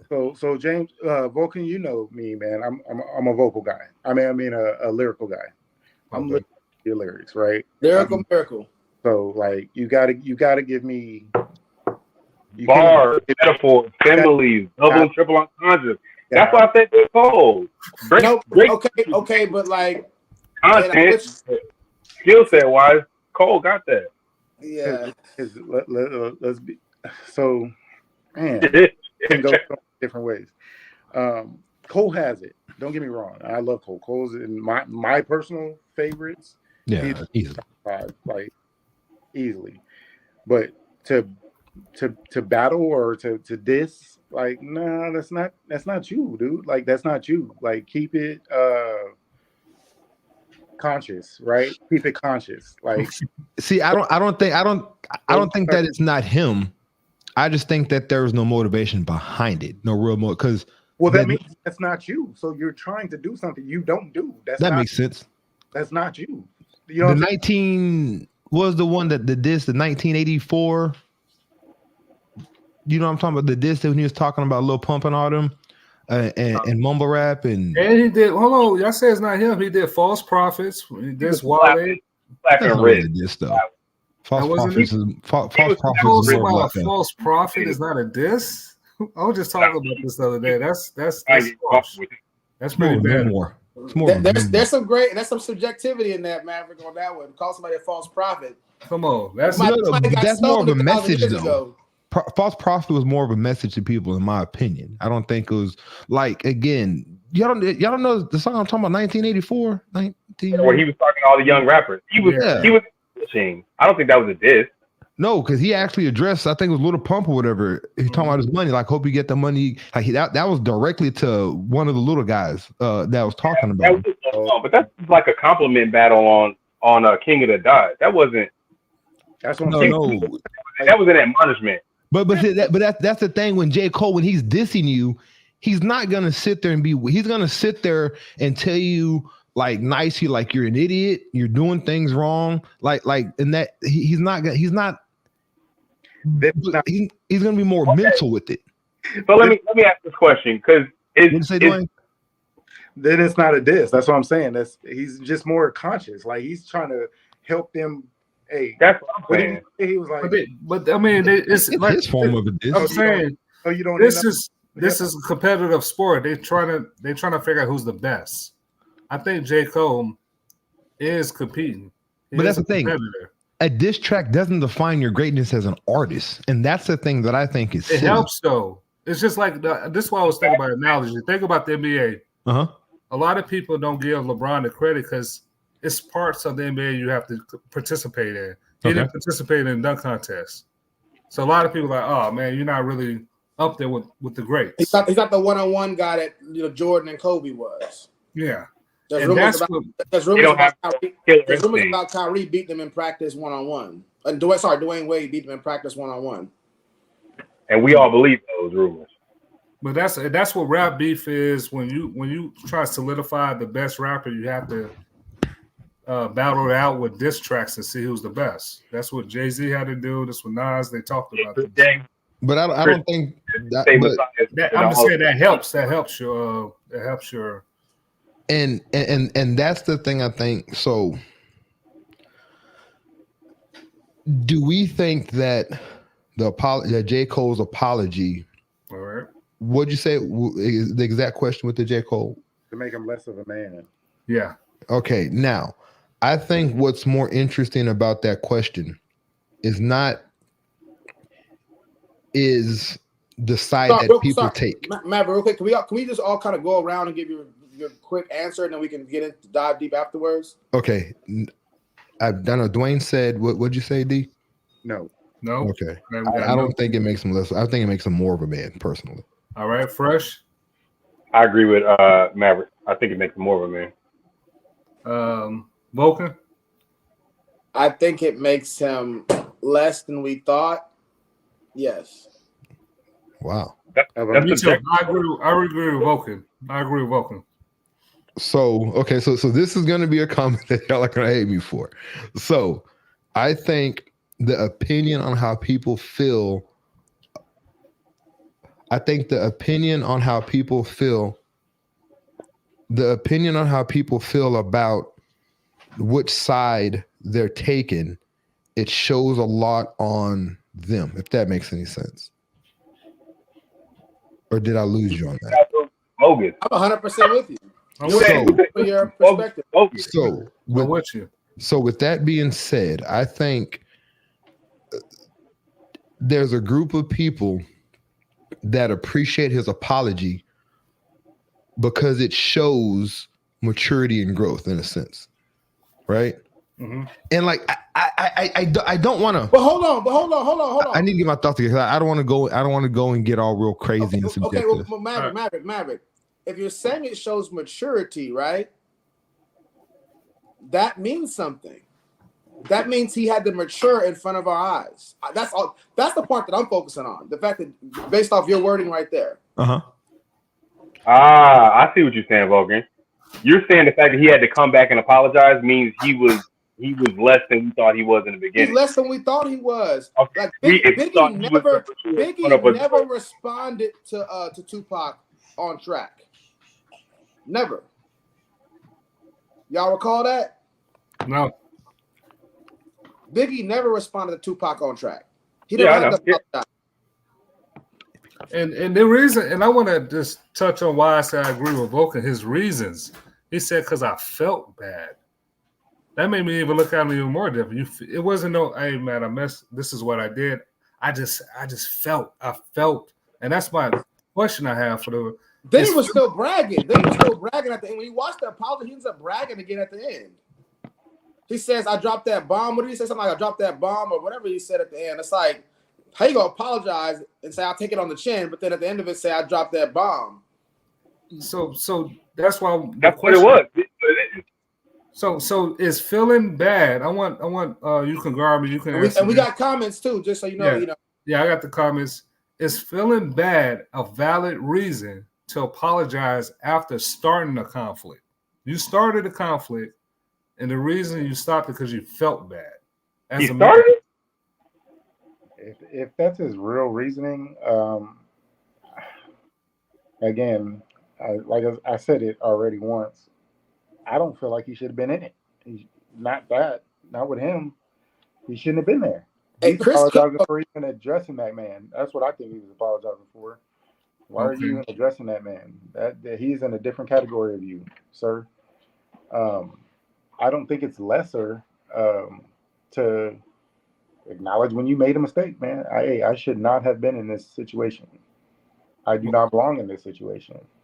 I'm just focused on the feeling bad part. I felt bad doing it. That's I'm just quoting him. Hold on, before you answer that, Vulcan, you want to read the comments from Chris? Chris got too many words, man. You got to keep that. Yeah. So I'll start right here. 140 characters or less. My screen's too small. Yeah, mixtape Messiah better than all these. Shout out to Texas. Hold up. Cole's apology was like a person laughing at a joke someone else said about another, and when they started cracking on him for laughing, he was like, "Whoa, I'm laughing at y'all, not you." That's funny. That's yes. Come on, man. Yeah, come on. That's good. That's actually good. All right, good. Let me ask a question though. Are we saying that J. Cole apologized after someone responded? If I recall, he apologized before anybody else said anything about. It don't matter. You don't get to throw your rock and then hide your hand. You already did what you did. No. You're fresh. That would make it worse. Somebody dish you diss them back, and you apologizing. Hold on, but then y'all did know that Kendrick. Hey, once y'all pick up that book, you reneged already. It's too late. No, but y'all did know that Kendrick, after the whole thing, Kendrick did bring him out on stage at one of his shows. Y'all do know that, right? And that's what. I'm just trying to focus on the apology. How's that related to the apology? Well, you're right, but I like the apology because again, it's one of those things like we were talking earlier. If you know what's gonna come, would you have done it? And it's one of those things to where it's like, okay, like this is gonna end stupidly. He realized the public is making him respond to a situation that didn't even exist, and he fed into it. He fed into the response, right, with the beef and all this stuff. And it's like, okay, let's go. I'm amped up. And then you realize, like, what am I even making this for? What am I even beefing with him for? Yeah, he got out of his spot. Came back and made a miss. So, you saying you never threw hands with nobody and then made it afterwards? No. Whoa. You want to address what he just said? No, go ahead. You got it. Go ahead. This right here. That's the difference, right? Like this right here. Yes, somebody can piss you off and you can throw hands with them on the spot. But to write a track out, pick a beat, go to the studio, that's premeditated. That's the same as punching somebody in his face. That's a different sentence right there. And then said, I felt bad. You said there's no emotion involved in it? Because that's the same thing I said earlier about rap beefs, period. If you was that bad, you mad enough to go in the studio, write a rap, and go record it. But he can't feel bad about it. Hey, he didn't feel bad about it. He was hyping himself up at that point. No, he felt bad, and then he said that he hopes my guy doesn't feel any way about it. Like I could. Remember, let me ask you this: you get into it with your homeboy, he does something that's pretty bad, and he's like, I'm apologizing, bro. I just felt bad about it. Then as a man, it's like, okay, then cool. Like we're gonna talk about it. Like just saying I apologize, but not only did he apologize, he took everything about it off of media streams. So now he can't make money off of it. So now it's not only did he apologize, he is lessening his pocket for it and to show how sincere he is about what happened. So it's bigger than just saying I apologize, right? He also apologized. Let's not minimize the apology. He also apologized as loud as he threw the diss. He went on stage in front of millions of fans and was like, "I messed up, guys. I know what I'm preaching to y'all. I know what face I'm putting forward. That's not what I'm on right now. Because I don't think he's not capable of that. I think that's not the vibe he's on right now. He's like, look, I'm not even doing that no more. I got it to an old pocket. I got it. I backslid a little bit. And I came to repent. My bad. That's not what I'm trying to do. Hey. So everybody, I want y'all to hear this. This is my point right here. To go back to the original question. We found out he's not Martin Luther King. He's Malcolm X, and that's okay. Hold on. Find out who? He's not Martin Luther. He's not Martin Luther King. Who's not? J. Cole. Oh, why is he not Martin Luther King? You have to explain it. Why? Malcolm X did some things, had to apologize, said, "Oh, I was wrong," and had to make an adjustment. That's okay. That's still a respected position. So we're talking about whether or not J. Cole we lose respect for him. His message wasn't consistent. You get credit for being right the whole way through. Hold on, no. Why are we changing this man's whole image based off of one mistake or any mistake? He made a mistake. We have to understand. Mayweather did make a mistake, so he gets full credit for not making a mistake. I'm just saying there's tiers. There's tiers. Yeah, it's levels to this. There's perfection, and then there's everything else. So it's like Maverick. He's like B level, and then you got A level. He's not on the A level. Who's not? J. Cole. Why no? Why though? He wasn't consistent. What was he not consistent about? With his own code. Huh? With his own code. No. Listen, this is the thing though. This whole thing, perfection you have, take that off. It doesn't exist, right? It doesn't exist. We're mortal men. A song by Kendrick Lamar. What do you mean? Biggie did it perfectly. Why can't we say we've seen in hip hop perfection? Who did it perfectly? Biggie never took it to the tracks with Tupac. Who? Biggie. So we're saying perfection. So we're saying less is more. So he should have just never said nothing from jump. Because of his own moral code. This is what he stated his moral code was. I'm not imposing some type of moral code onto him. Biggie died after 2 albums, first and foremost. Like, we don't know what Biggie would have done. Biggie had... No, he never... trying to say, and one of his albums was done when he was already dead. So I mean, guys. But we're talking about what we know, right? Big said, I'm not going to respond to that because this is not conjecture. This is the man came out and said he could have. He came out and said, I heard that. I'm not going to respond to it because that's not what I do. I'm not doing that. So that makes Biggie a better man than J. Cole because all I'm saying is he gets credit for that. I'm just saying he gets credit for being consistent in that way.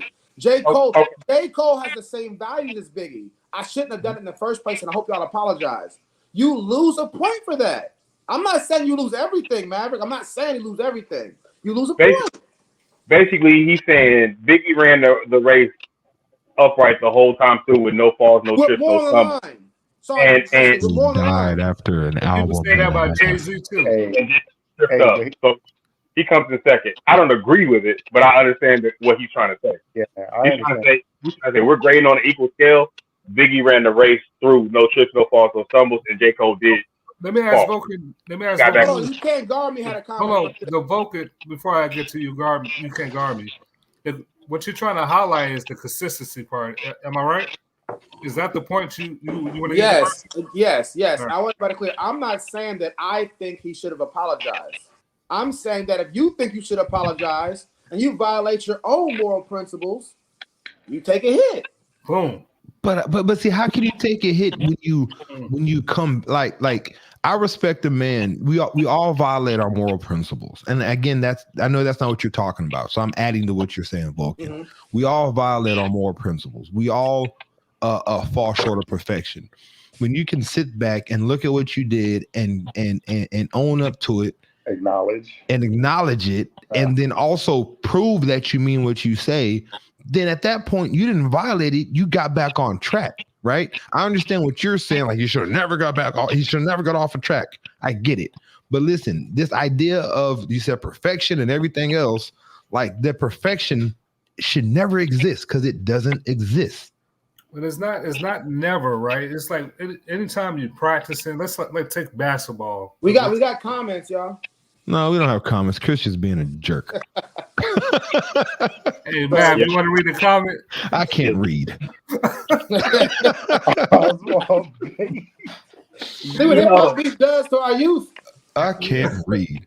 Yeah, I'm just saying, Maverick, of course, like you say, acknowledge you. That's commendable, right? But you're not reading the comments at all now. You know, it's okay, my fault. Go ahead. Yeah, I'm going to read them. This man. Oh, wait a minute. You're going to read them. Hold on. We don't need to read that. Finish what you're saying. I think you're onto something great. Yeah, so, I want to hear what you got to say. So you know how, like we said, somebody that's practicing, I can bring up somebody like Kobe. The person that might have stopped going to practice, who committed to accomplish something, that stopped and apologized and got back on track, you can give them props on that, but you're still going to respect the person more. Like, he never got off track. Can we get an answer? That's what I'm saying. Just the consistency part. There's just levels to it. That's all. Please. Does that make sense? What you think about that? No. Is it a difference? Yes, I get it. It's a big difference. Levels to it. It's somebody like he never fell off. I fell off. I got back on it, but he stayed on track the whole time. But again, the thing is, most of the people that fall off, they probably didn't fall off in the eye of the public. You know how many people that have wrote diss tracks and never released them? Or you know how many people that have done things, but we don't know about it? So again, I get what you're saying, right? Mm-hmm. But I see what he did, and I see how he handled it. I respect that. Just because I don't see what you went through and how you handled it, it's cool. But I think the way J. Cole handled it, it shows a lot about society in a sense, and it depends on the side that you take and don't take. And I don't know how to say it without I can't get my thoughts because it's a raw thought, and I don't want to say nothing that's weird, because I have a habit of saying weird stuff. So somebody take the mic and let me figure. Okay. Let me go on real quick. It's a question, so y'all gonna be able to respond. Do you feel? I feel the same way about J. Cole's apology as I do Will Smith's apology. No. Will Smith was fake as hell. Will didn't believe that. Yeah, Will Smith didn't. Will Smith would have did it again if he had a chance. Like you can't do that. Don't do my boy J. Cole like that. That's so disrespectful. Okay, so you said it's different there. You can't guard me. What do you think? You can't guard me. What do you think? Come on, man. Will didn't believe it. Come on, man. Will didn't believe that. Will knock him out again if he had a chance. Yeah, he smacked that dude again. Will mad he didn't fall. That's what Will mad about. But I like J. Cole's ability to be wrong, right? Again, my initial thought process was he had no business in it from Jump Street. His apology that was almost an apology to me, right? Yeah. You know what I mean? Like, it was an apology to me. Like, what was you doing in here? Like, what are you doing in this? Like, you have no business in this, right? So again, same as Maverick, man. I see it as I can see both sides of that. I really can. He definitely loses. He loses because, again, why would you jump in this if you wasn't gonna carry it all the way through, right? You win some or you lose some. Yeah, you gotta take your live. Yeah, but you live to fight another day, right? So yeah, I could definitely see both sides of that. But I personally, again, I like to see people own their mistakes. And I think that apology was that to me. Fresh, you got anything before? Because I want Vulcan to finish his Will Smith analogy. No, he's done. He's done with that analogy. He's done with that. We're gonna leave it where he started. He didn't believe that one. All right, well, you Fresh. You got something. Then I'm gonna go to the next question after you, Fresh. All right, I'm gonna start my statement by saying I actually understand where Vulcan is coming from, and I don't take no points from him, but I understand why you would, just purely based off of how the Rupert goes. If you stay consistent across the board, we applaud you. If you trip up but you get back on the right path, we applaud you. But they can't be even. They can't be, because it's not the same thing. And I understand where they're coming from. I don't take nothing from J. Cole. I think he showed more of a man because, and I'm gonna put it to you like this. I think if you really want to, now this is if you want to, so this is not me taking shots at Big. I'm saying if you want to, we could say we can say that Big was scared. We can say Big didn't have the bars to do it. We can be like, Big didn't have nothing in the chamber. I think J. Cole, based off of his previous lyrical exercises, if you will, J. Cole been saying he's the best. J. Cole is the one who coined the phrase the Big Three. I think if he doesn't respond at all, I think he loses more fans than he does with responding and apologizing. I don't think he loses fans. I think people are gonna criticize. If Kendrick Lamar says, "Fuck the Big Three," oh my goodness, CJ, it's PG-13. Kendrick says, "F the Big Three." It ain't no Big Three. It's just Big Me. That's a direct shot at J. Cole and Drake, but specifically J. Cole, because J. Cole penned it. He's the one who coined that term. Drake never said about no Big Three. It'll be forgotten. It'll be forgotten. Like people are like, oh, he didn't say nothing, and then 2 weeks later, I think he loses the fans that like that competitive edge. I think he loses more fans than, hey, I shot back. I showed y'all like a rumble, but I feel bad about coming out there and rumbling like that because that's not what I'm on no more. Meek Mill didn't lose. Meek Mill didn't lose any fans. On that no more. He's in the rap business, man. You compete and try to be the best lyrical. Yeah, but he got fans who like. And if he didn't start the beef, why you apologize for competing and trying to be better than him? So, question: the beef is not to go to the streets. He took that to a personal level. He devalued. He took that to a personal level. He took it from competitive rap contest. I'm just saying I'm better than y'all, right? I'm a good rapper, you a good rapper, but I'm a better rapper than y'all. He took it from that and went personal, which is where he wasn't trying to go. He got gassed up because, and to be honest with you, he took the aggression that Kendrick offered and he ran with it. And I think that's what he was apologizing for. I don't think he's apologizing for quote unquote starting the beef. I think he still feels like he's a better rapper, whether you agree or not. What I'm saying is he's apologizing for taking it to a place that he doesn't want it to go. I don't think he's apologizing for saying anything at all. Well, he said what he's apologizing for. He said he's apologizing for acting out of the character.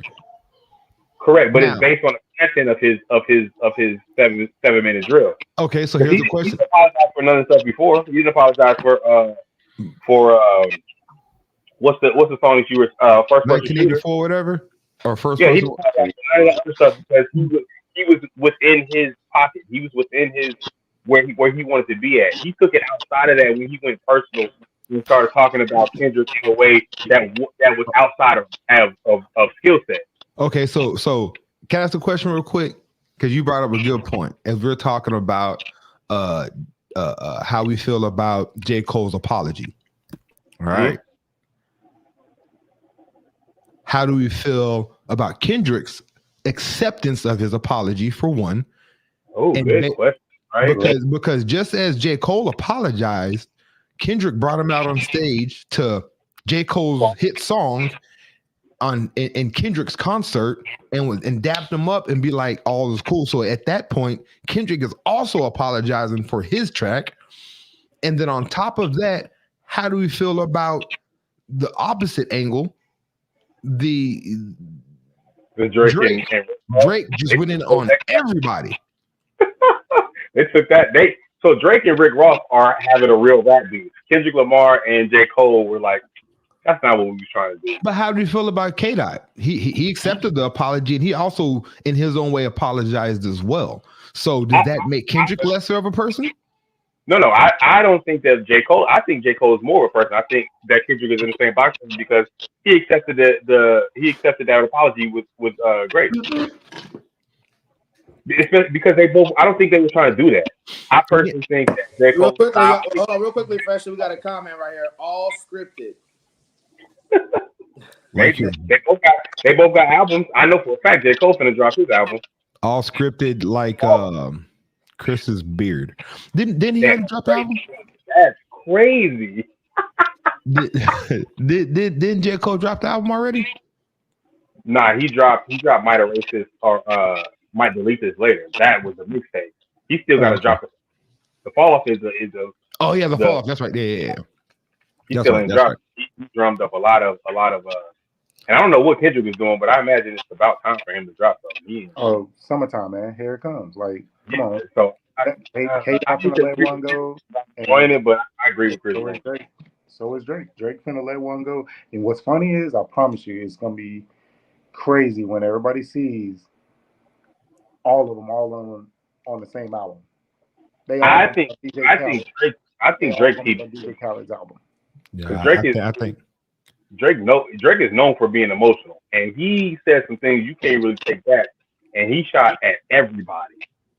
But behind the scenes, like I said, I guarantee Drake probably, in a sense, put this information. Hey guys, this is what we're gonna do.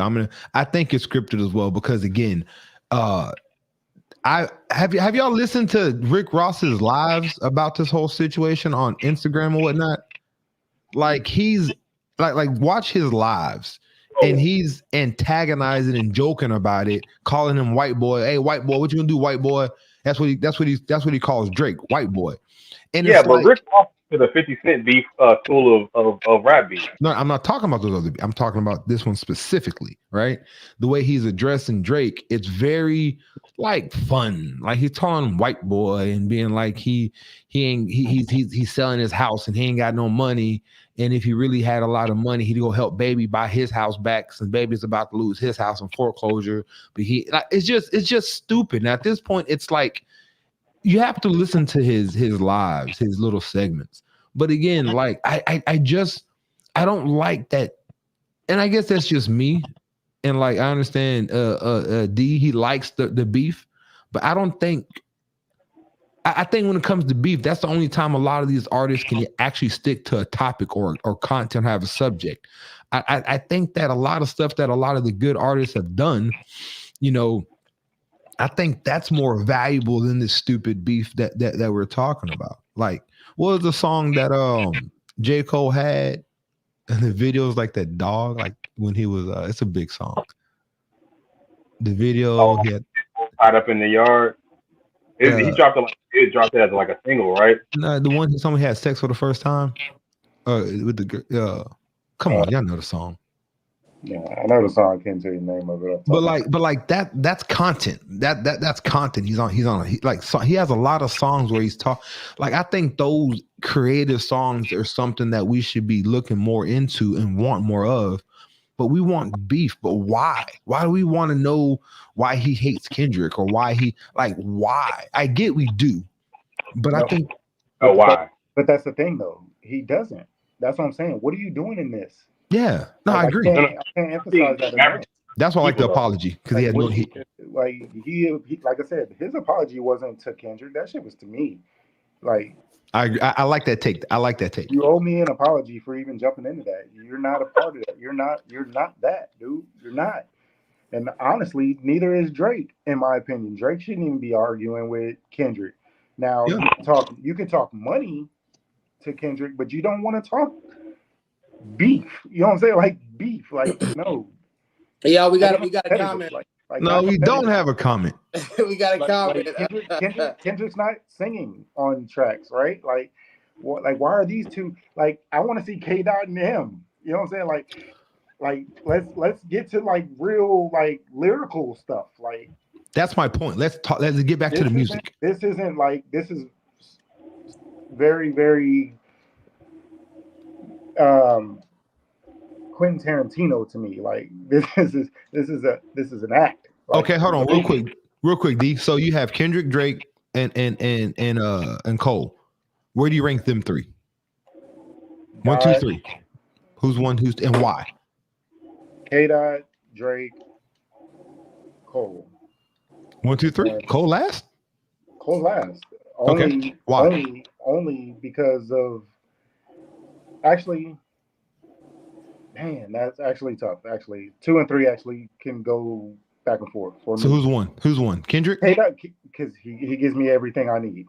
And this is on a personal level. You asked me a personal question, so it's on a personal level. So Dot gives me everything. Everything. Okay. He gives me everything that I grew up on in hip hop. Right.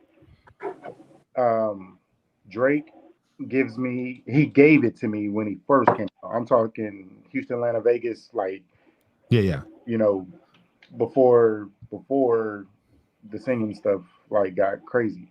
I'm talking about mixtape Drake. But Cole, actually, I'll take that back. I'll put Cole 2 because Cole I can relate to. Music is relative, right? I can relate to a lot more of Cole than I can relate to Drake. Right? I don't know what it's like to be rich and stay rich and get richer. I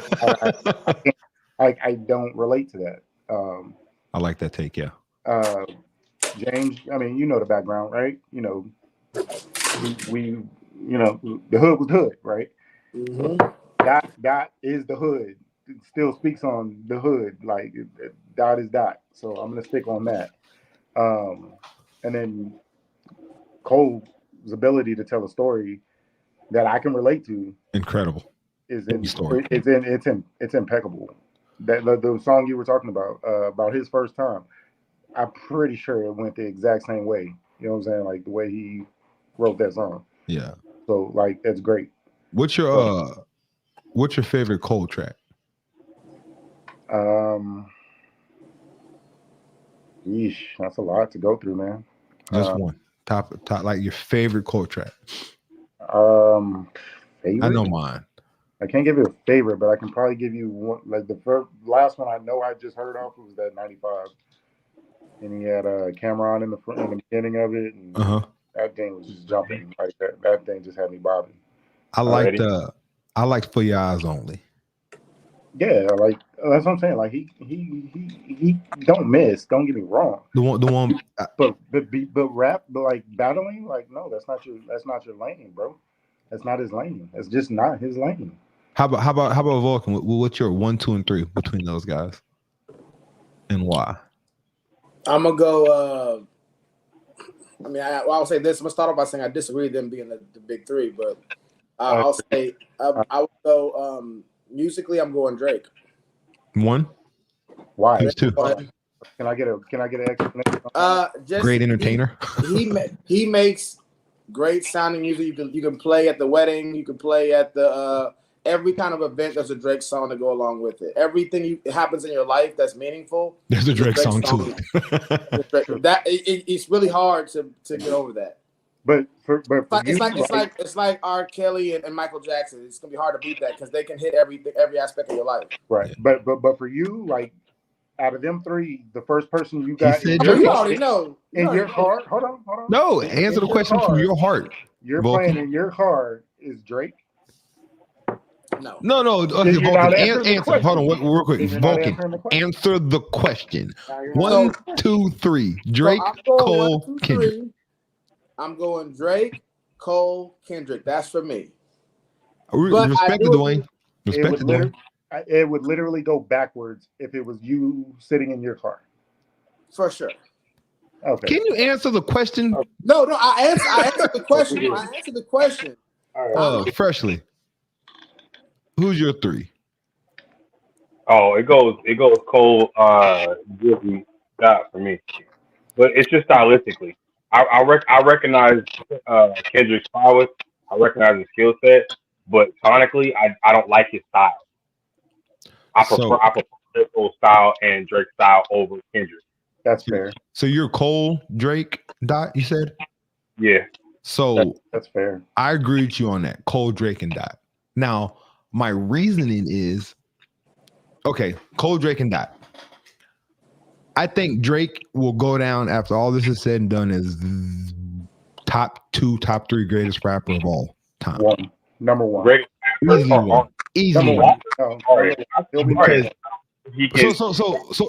when I said it, you understand when I said it, right, Dwayne? Like, I don't think people understand how great of a writer and artist Drake is. Yeah. I don't think people understand how talented that guy is. With that being said, I have him at 2.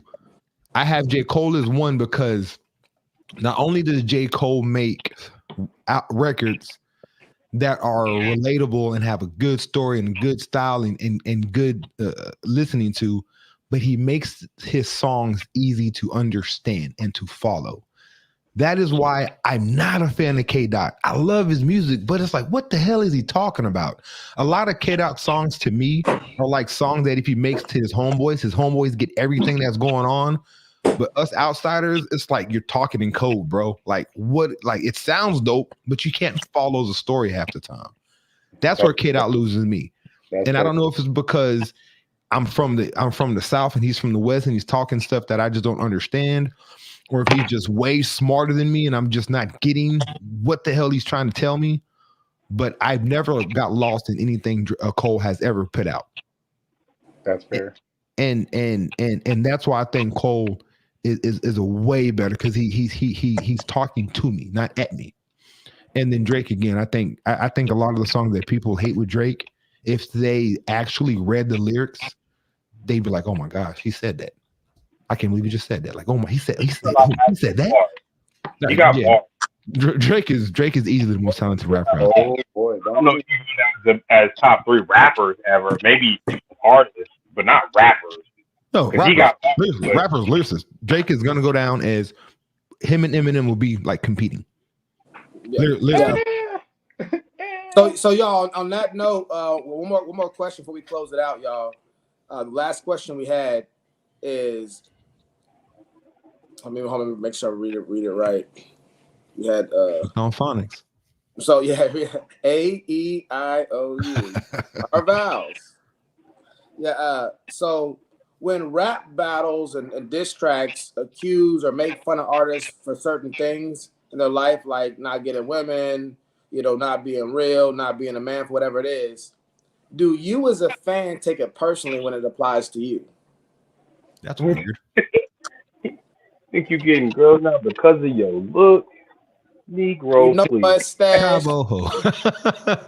I mean, I want to know, like, 35 in a karate class. y'all take that personal. No, I mean You brokies. It's like playing the dozens, bro. Like you have to understand, like it's just jokes at the end of the day. I get it. I mean, for me, like, no, man, like it's music. I don't take none of this personal, but I think that's what's wrong when it comes to stuff like this. Like, I think us as a community, and like we were talking about earlier, the Black community, I think we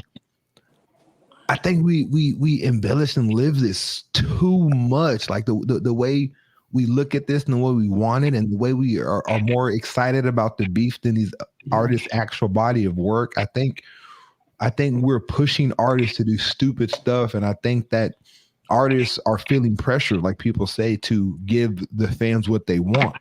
And that's why I like the apology, because he realized, like, man, this ain't even me. I'm over here I'm going down a lane that I have no business going down. And I like that. You know what I mean? But like, I don't know. Go ahead.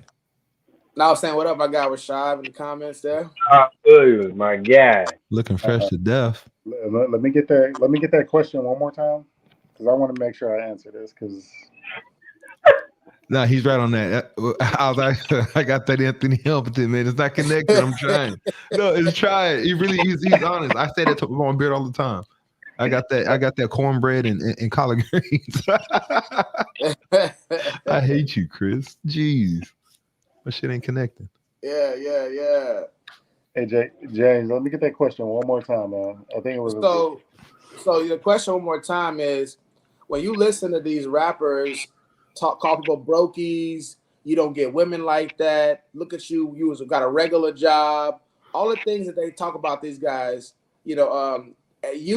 us who are regular everyday people, do you take that stuff personally? Why not? And why, should we take that stuff personally?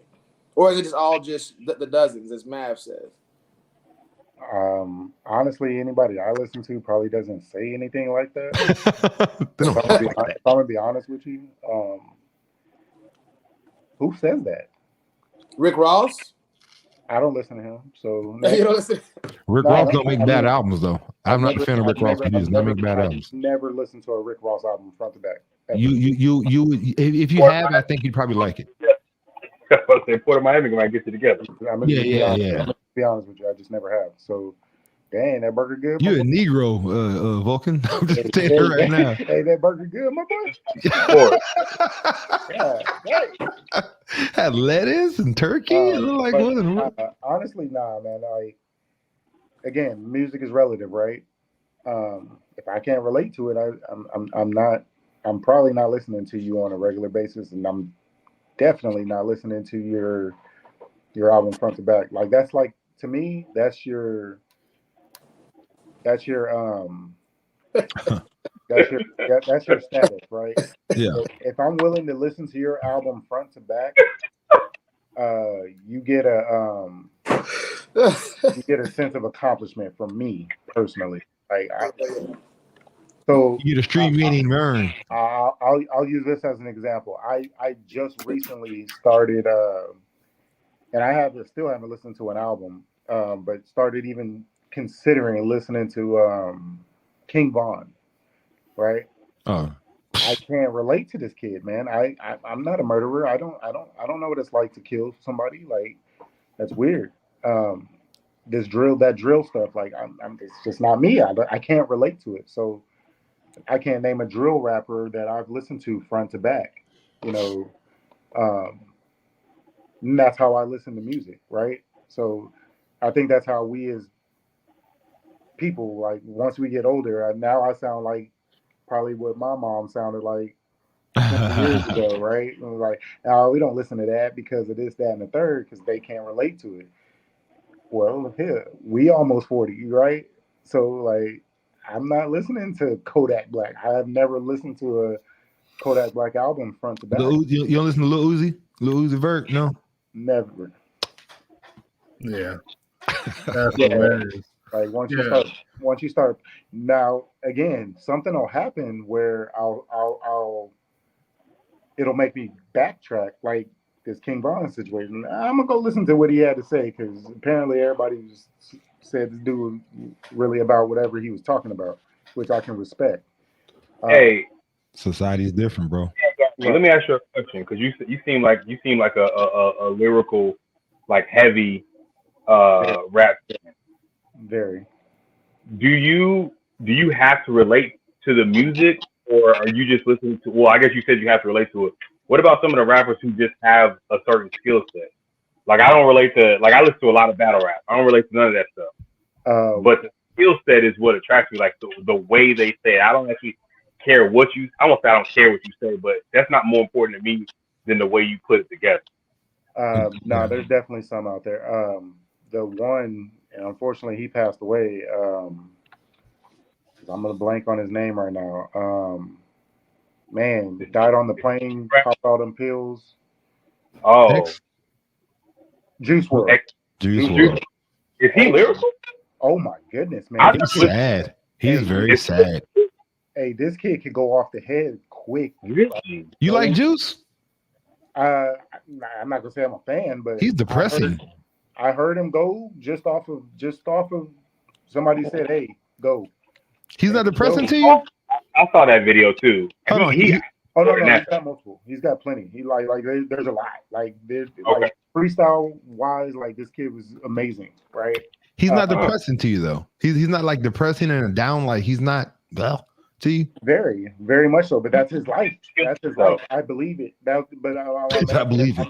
I'm answering my man's question, right? So like he was like, "Is there something you don't relate to?" But like, okay, makes sense. Yeah. But it's lyrical. I can believe him. He's telling me a story that hey, he wasn't joking about popping them pills. Like that's you know what I'm saying? Let me jump in and mention some of these comments. Read some of these comments. Yeah, they cooking them. Did he just pour organic syrup on his hamburger? Oh, burger. That syrup is straight from a tree, Rashad. You possibly missed out on some good music. With these young fellas, though, the radio/pop hits that get played are usually trash, but some of them can go. Just got to dig into the catalogs. See, I agree to that. I listened to somebody that I listened to not recently, but I listened to and I was like, oh, he pretty solid. Lil Papa was one of the guys. And have you heard of Belly? Nope. A New York dude. His name is Belly. Yeah, he's all right. He's solid, bro. You say Billy or Belly? Right? Belly, BEL. Look him up. I think you'll like him, D. Like real talk. It kind of caught me off. You know what I mean? And I was like, this is actually kind of dope. Yeah, so you gotta dig in the crates like back in the day, but you gotta do it digitally nowadays. Yeah, but I do want to explain. I want to answer what Vulcan said earlier. Yeah, I did take offense to some songs when I was younger. Songs that was, if I'm buying the album, they're talking about making a certain amount of money and they dissing people that's not making a certain amount. I'm like, I ain't never listen to this guy. I'm listening to somebody diss me. That's crazy. So yeah, I did. When I was younger, I did take offense to certain artists that made songs that was, I guess, yeah, like you said, probably dissing the position I was in at the time. So, yeah. Can I ask you a question, though? Did it stop you from listening to him? I'm sorry? Can I ask you a question? Did it stop you from listening to their music? Yeah. Well, when you say stop listening to it, I mean, if I'm in the car with somebody else, but me personally playing the music, yeah, I need to stop listening to some certain artists. Like, who can I think of now? Early 2000. I can't think of one right now, but yeah, I remember having those kind of feelings though. Vulcan, show us the sauces, man. We need to see what you got going on over there, man. Rashad says you got Grey Poupon and organic syrup, jalapeno mustard. So that better not be syrup right there, because that's crazy. Yeah, man. So I think that's good. I think we covered all the questions. I would like to thank everybody that came. I'm waiting on Maverick to come back, so everybody can definitely do their closing statements. So yeah, this was a hot topic. I think it was good for us to talk about it because the things that was going on in the industry, we can definitely relate to. We see it in our everyday lives. So yeah, I was definitely glad that our guest was able to come in and chime in. I appreciate you coming. Matter of fact, you start off and any last thoughts you want to give to the people, to our votes? Man, great conversation, man. And y'all keep doing what y'all doing, man. This is really, really cool, man. I wish I could be a part of it more. You can come back. Oh man, busy. Yeah, I'll try. I'm gonna put it that way. But just to kind of recap, man, let's keep listening to music for the music. Keep it competitive. No more people dying, man. We don't need people dying over it. Just stay competitive. And that's literally my take on it. Even more so, I feel like there's going to be other names dragged into this, and there's certain names neither side want to see. Because again, I think somebody else said it earlier. That's definitely not my top three, but if I had to pick those top three, I did it in the right order, in my opinion. But, nobody wants to see Wayne. Nobody wants to see him. Nobody wants to see Game. Like, there's a lot of people that's out there. But, man, I definitely appreciate y'all having me on, man. And I'll definitely try to get on some more, man. Get on some other topics. Man, appreciate you having it. Appreciate you coming on. Vote QB. He got a quarter-pound burger in his mouth, man. He can't speak. Man, come on, that's unprofessional, man. Fresh and Snipes, go ahead. Dope conversation, man. I always enjoy the back and forth with my brothers, but I always appreciate and encourage guests to come on, man, and do this with us. I think you can Garmy and Maverick had some really relevant opinions and perspectives to the conversation. Definitely appreciate it. We got to do it again. Yeah, definitely. So appreciate y'all coming again. Shout out to Maverick. You can't Garment. Please come back. Open door policy. All the comments we had on Facebook, YouTube. Appreciate that. Y'all kept the show going. And you said gummy you said gummy or burger is what? They are cooking. Hey, y'all, this burger was fire, man.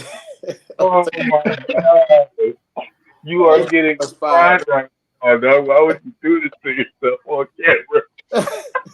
Hey, that boy Chris on fire right now. I'm trying to do that ARS. What's that thing called, the ARS? I'm trying to do that, man. We need Chris, you need to come on next time.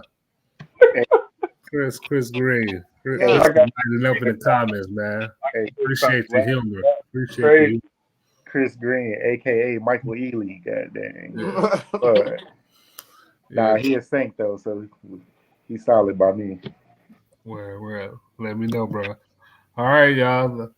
Till next time. Shout out to you, Maverick. Appreciate your contributions on the show as well. All right, y'all. All right, y'all, man. Appreciate you again, man. Peace. All right, bro. Fellas.